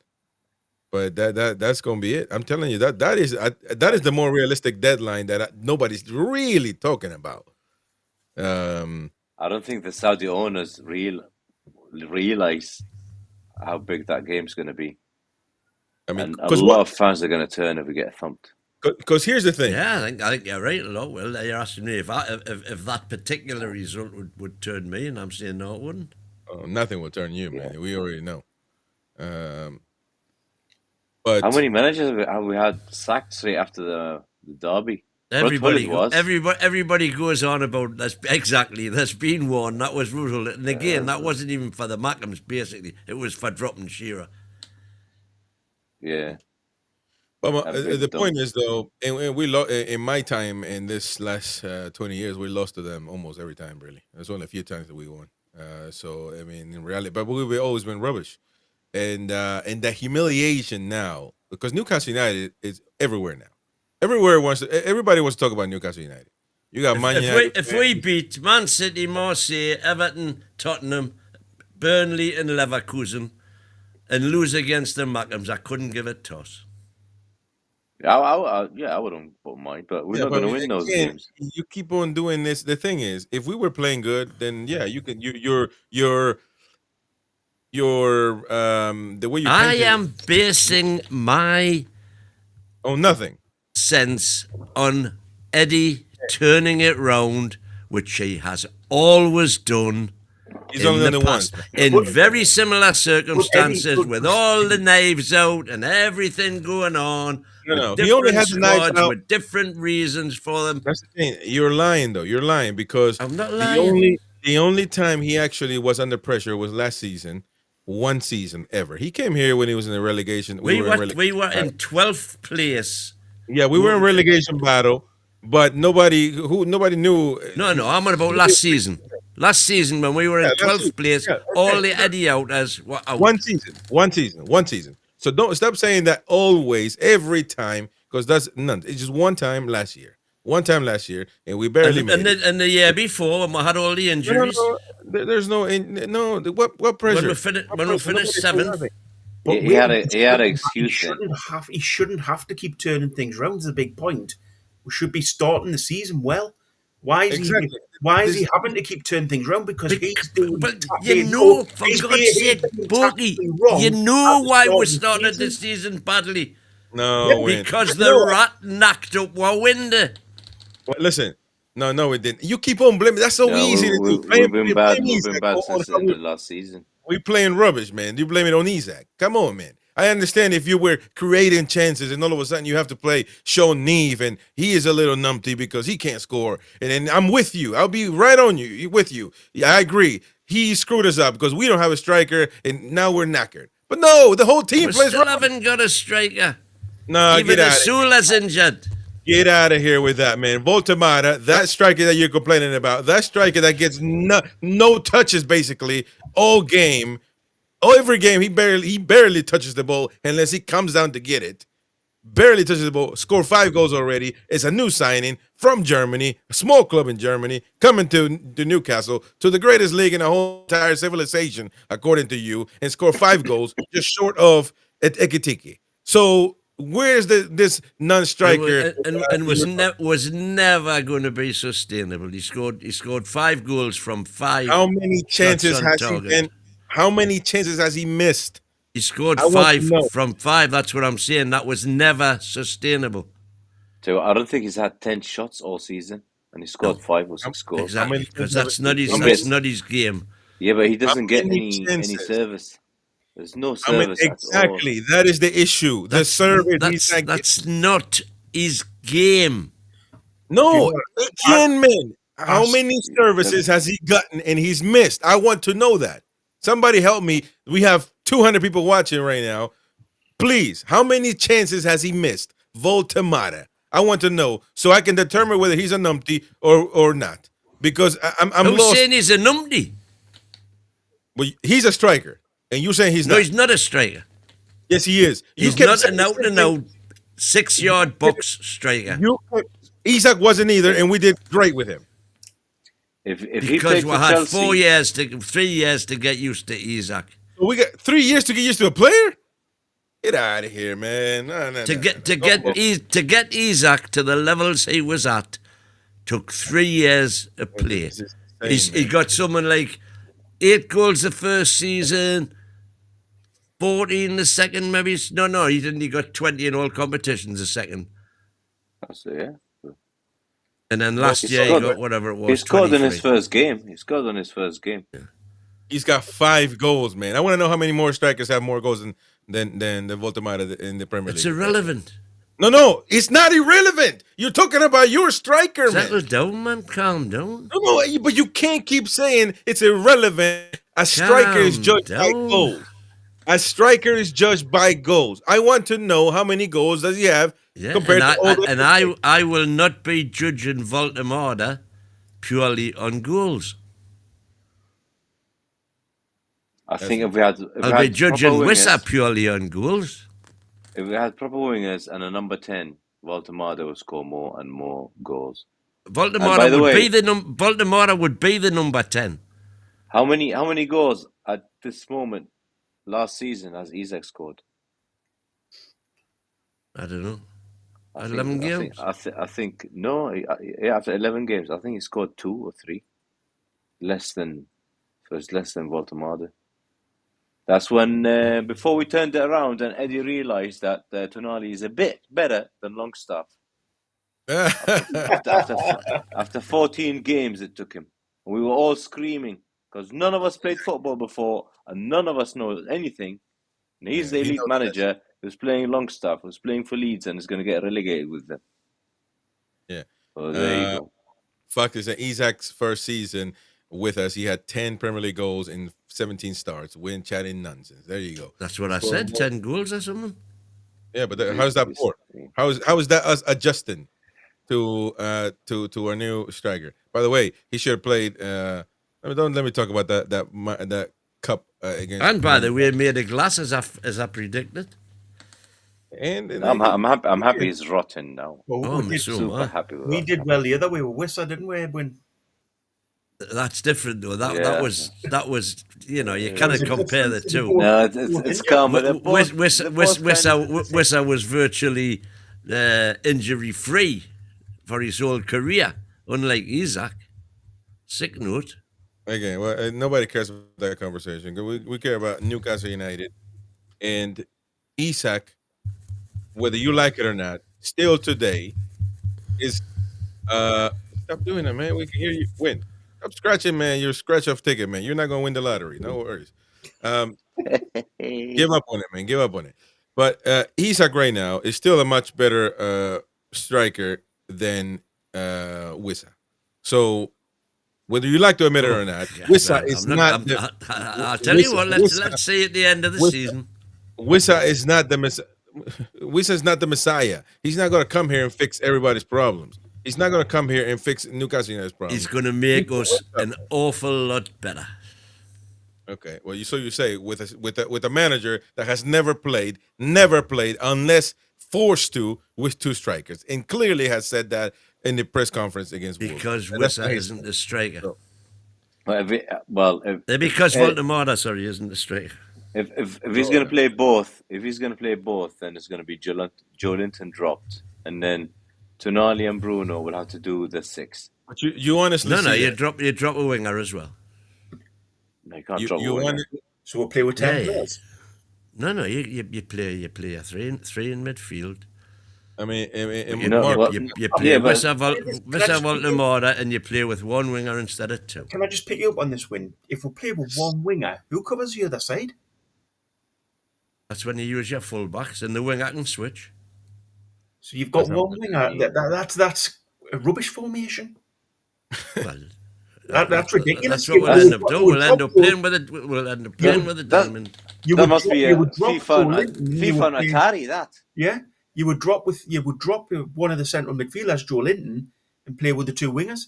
Well, I certainly would. I might drop Joelinton in his current form and play Ramsey instead. No, I'll drop Joelinton and I'll play Voltemade as a 10. And Tonali and Bruno will go as a 6. Mm-hmm. And that will make our defense stronger, and at least our front 4 or 5 players are better. For me, you're losing a lot of Tonalis and 10:30. Brunos. It's 10:30, There's folks. not. Yeah, but 10:30. Tonali's nothing's happening now. No, well, no, you It's- can't drop it's- Tonali. Get out of here, man. You Yeah. can't drop Tonali's Tonali. a 6. Tonali Bruno 6. 10:34 in the UK, folks. It is the late night show. Set up for maximum confrontation and super opinionated debates. The NUFC Late Night Show with Chris the American Man, Derek Demadiwan, Andrew Boki, and the rest of the panel. Monday through Thursday from 9:30 p.m. UK and UFC Talk Radio, the voice of the Toon Army. Ladies and gentlemen, it is 10:35 now, and we are still knackered as yesterday. Super opinionated debates. That's what we're here for. That's what this is about. So, Marco, the kitchen is hot, baby. If you can't stand the heat, you know what time it is. Voltamata is not a striker. He says he needs to tell how I'm not a striker. I'm a midfielder. Utter rubbish, man. No, he's not a midfielder. He's always been a striker since birth. His mom looked at him and said, "This is gonna be a striker right here." And until now, he's a striker. All right. Now it's 2025. 2025. Football has changed. You don't have the same midfielders no more. You don't have the same type of strikers. Just 2 seconds, Chris. We've got Sapir Ord is asking in the chat, what is NUFC Talk Radio? Where can you find it? Well, Talk Radio. Well, listen, we are working on a big, massive project, and you can listen to NUFC Talk Radio 24/7 on your listening platforms, on the website, digitally everywhere, really. Radio.net, liveradio.uk, all kinds of 24/7 live radio. And but we're working on a big thing, so we can't talk too much. So just search for it on any web-based radio platform. It's over right now, but big things coming. So don't worry, man. You'll be updated as soon as we get a chance to sack Mighty Win and actually have a proper show.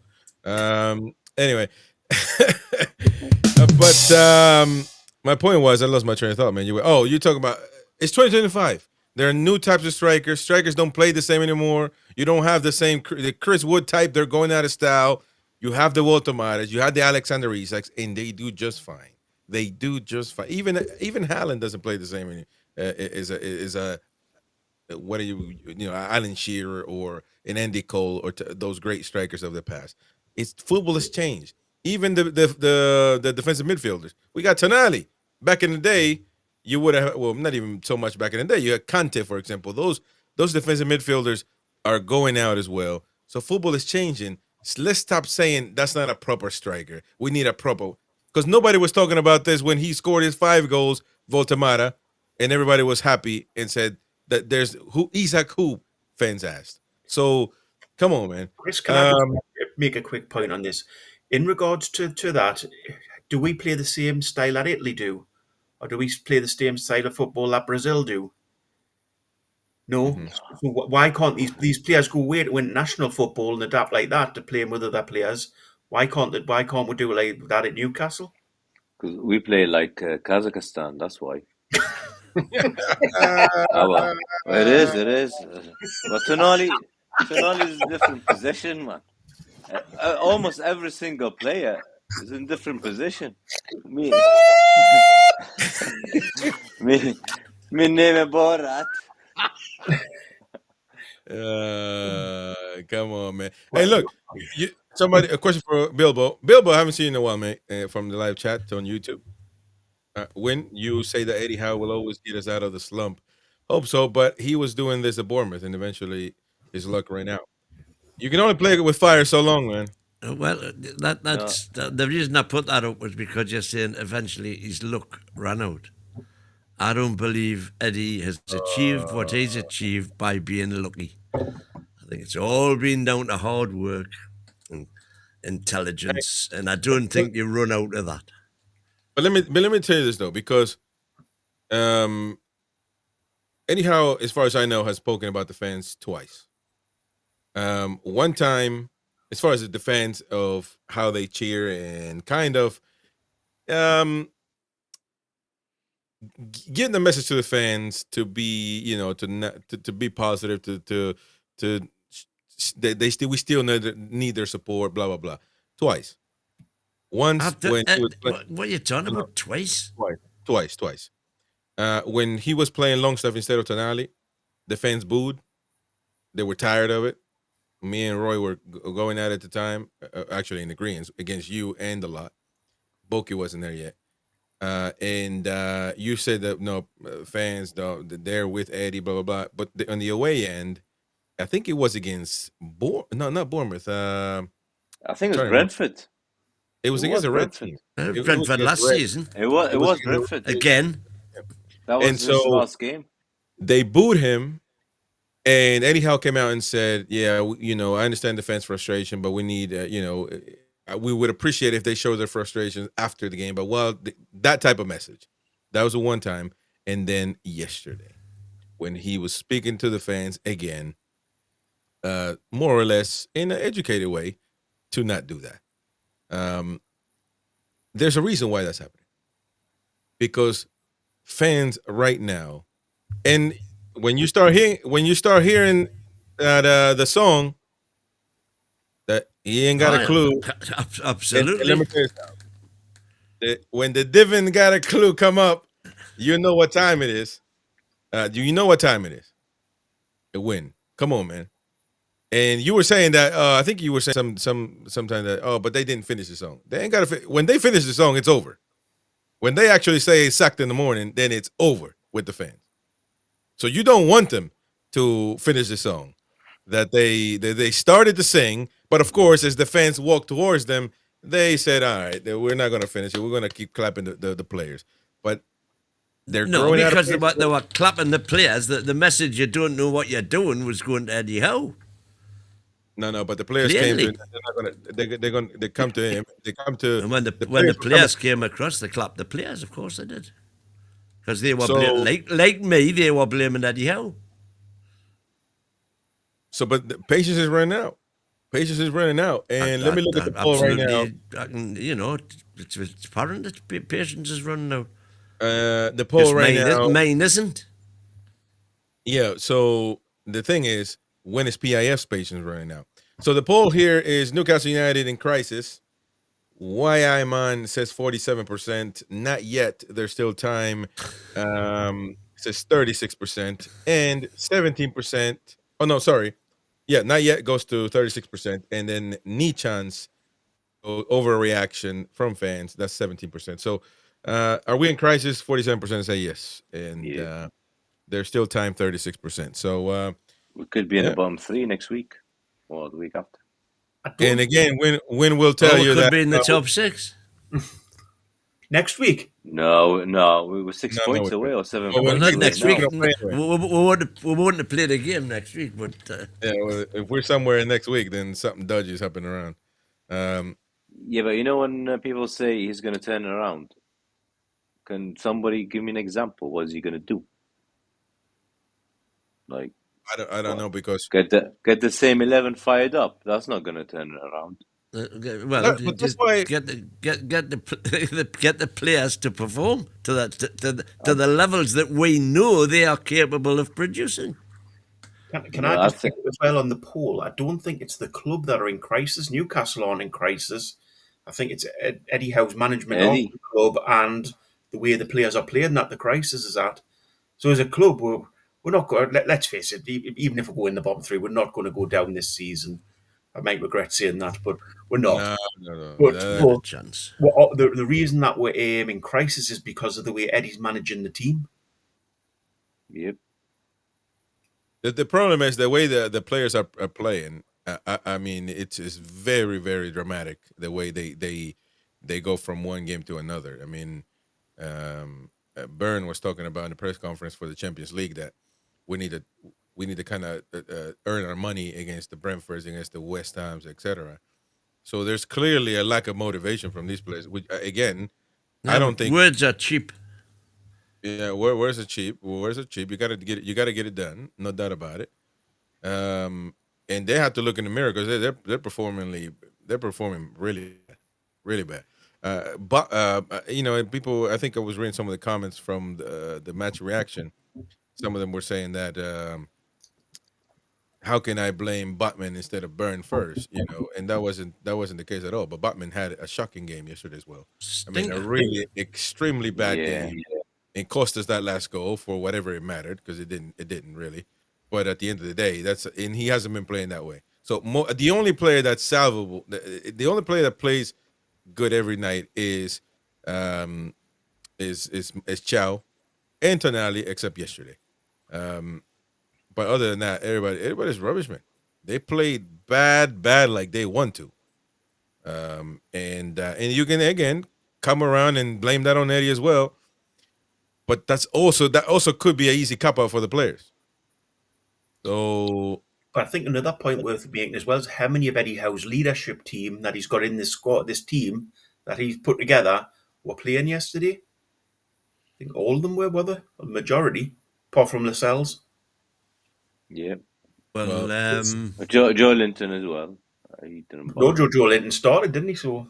Oh, he did. Oh, yeah. Why does it? So why aren't them players then vocal on the pitch and shouting at each other? The only one that you ever see really shouting is Trips, and Tonali sometimes actually does it. Tonali, yeah. No, I see Tonali direct all the time. Yeah. But let me, because Bruno's not a captain. He might have the armband just because he can wear it, but he's not a captain. Clearly, he's not a captain. All he does is he's a captain he's a orchestra director to the fans. Other than that, he's not really a captain. He's been one of the worst ones this season. Yeah, no, but that's football. Football, you can be bad at playing, but as far as captain, leader on the pitch, I mean, he's no Roy Keane, no doubt about it. As much as I don't like Roy Keane, no Shearer is captain, or no Colaccini is a captain. Clearly none of that. But Eddie Howe made the decision; he's got to lay in it now because he can't take the captaincy away. If he takes the captaincy away, Bruno will never play good again ever. This is evident. But let me ask you, Wayne, because you're how sexual. Let me ask you, how come, if he knows that Joe Linton is rubbish, why can't he just be selfish and say, look, if I don't get the results, I'm going to be sacked. So my family's not going to eat, which is rubbish. The family's going to eat for it. They got food for the next 10 years. It's Roy would say, I don't feel bad for none of these guys because they get sacked, but But just out of interest, he's going to get 2 years. Joe Linton's rubbish. He was a lot of people's man of the match on Wednesday. Who? Joe Linton. But it wasn't my man of the match. I don't know who said that. He was a lot of people's man of the match. But he was but we're talking about Brentford in specific. So he was rubbish then. So, everybody was rubbish at Brentford. No, the question was why is Eddie Howe picking him when he's been rubbish all the time? Well, the point is he wasn't rubbish 3 days prior to that.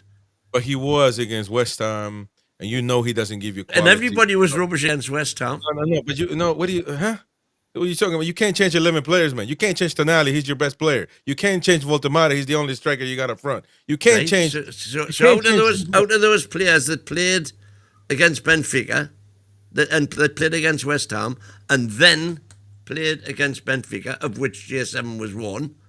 So which of them performed well? J7 did. Listen. So he kept him in. Why should that be such a mystery? Why did? Let me ask you this: why did Joe Linton perform? If you had to say, what's one great thing that he did against who do we play in midweek? Bilbao. Benfica. No, Bilbao. Not Bilbao. 2 years ago, Benfica, man. Bilbao. What was one thing that he did great? One. He scored a goal and he had one disallowed. Lovely. You stepped on the stick. A goal. I'm not going to judge a midfielder on scoring a goal. I'm not going to judge a defender on scoring goals. I'm not going to judge a goalkeeper on scoring goals. I need him to be a midfielder. That's what he's there to do. He was a bulldozer in midfield as well. Yeah, but he had a great game against Benfica. He wasn't my man of the match, but he was up there. I can't think as far as Benfica right now. We play so many games, so I don't know what you're on about. Sorry, Bilbao. I'm talking about, man. He's not as good. Too many B's. He's not as good in midfield to give you quality. You know that this team needs quality to create football. The wingers need to create football. We need to create for the striker to score and everybody. He's not that. You agree with that, right? Or you don't? because this might be a pointless conversation. You agree that he doesn't create. He's not quality in midfield. You know that, right? J7. He's a destroyer, basically. J7. He's That's what he is. That's his job. That's why. By the way, a year ago, people knocked me down when I said he should be the defensive midfielder for Newcastle United because he'll be there chopping people up and even getting in between the center backs. Yeah, but He's great at that. He's not the only problem is with that. He'd be sent off about every second. The only problem is how many. He's not intelligent enough to be a 6. That's the thing. Well, maybe that's the thing.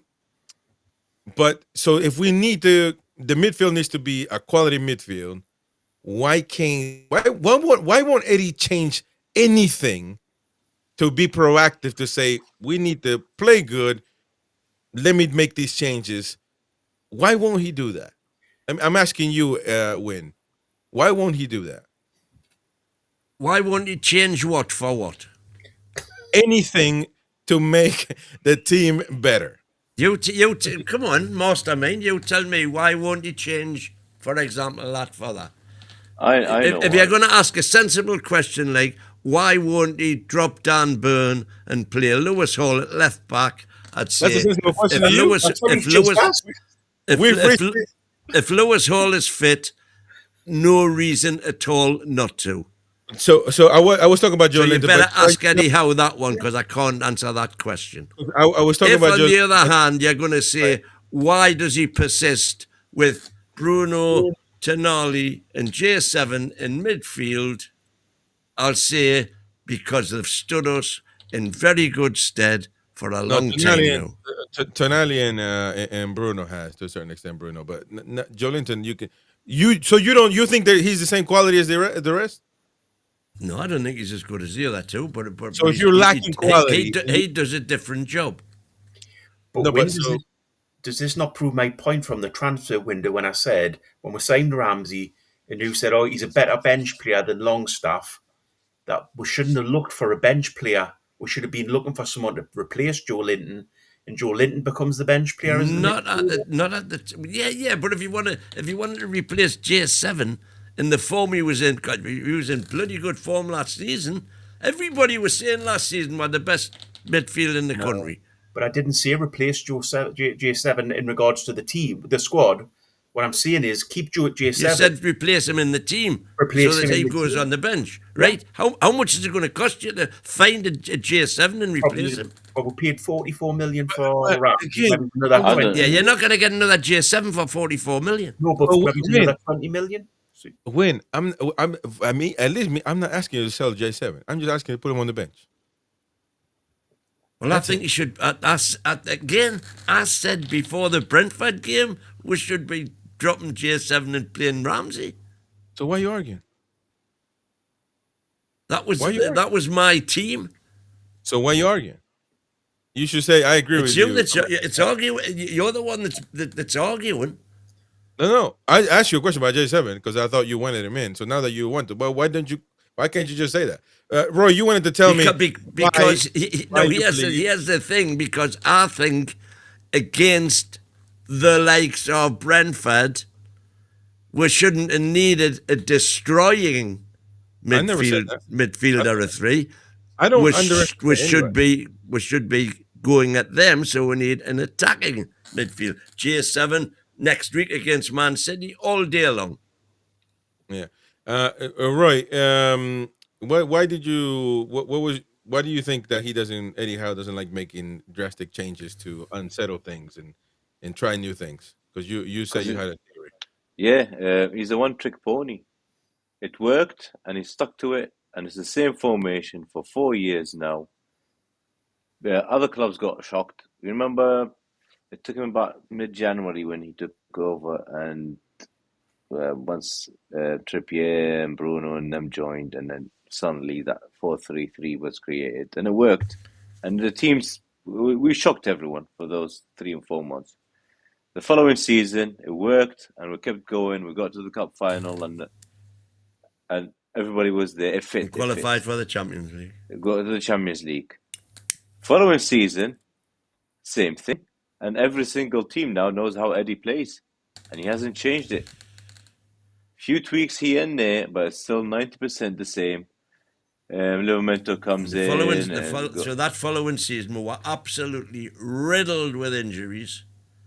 Because he wouldn't rotate. And because we didn't have anybody to rotate with, we've been through all this again. So everybody was knackered. So the intensity of Eddie football was lost. 100%. By the way, Roy. And by the way, we're still, nearly gotten a Champions League. You're on about one result this season. What about that one result last season when Man U beat Man City? There's 1 week in Eddie's career that I will never forget. It's the week that we played Milan at home. And that was a Wednesday night. Oh. The Thursday before that, so 6 days before, we played Everton away. And Sunday, it was Spurs. And guess what he did? I don't know. I was on, I can't remember what channel I was on. Anyway, I said, you need to drop one of those 2 games. Yeah, forget it. Put your either rotate half, Spurs and Everton, and go fresh for Milan, or drop one of them, which I would have dropped Spurs because that was the harder one. So play with your first team against Everton, drop for Spurs, go full team against Milan. And guess what he did? Same team, 3 games. Guess what the outcome was? 3-0, 4-1, got beat against Milan.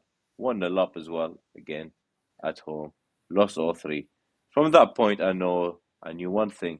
This guy is all about physicality, getting stuck in, we're stronger, intensity, all this stuff. There was no intensity. Where's intensity? Have you seen an intensity this season? And that's the point, because and some blame Voltemada for that. All of a sudden, we lost intensity because of him. Voltemada scored 5 goals, man. And I think he's got 2 or 3 assists. Where's the intensity from Murphy or Gordon? Where's the intensity? They're knackered. That's what's going on. I think we all know the real reason why Wayne doesn't want rid of Eddie, and that's because he's lost his chance now to get the refund on that top that he's got. This top will never die, regardless of what happened. If Eddie's taken us as far as he can go, I will still wear this with absolute pride. You and the top are getting retired.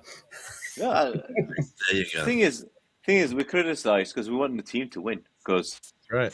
And do you think I don't like?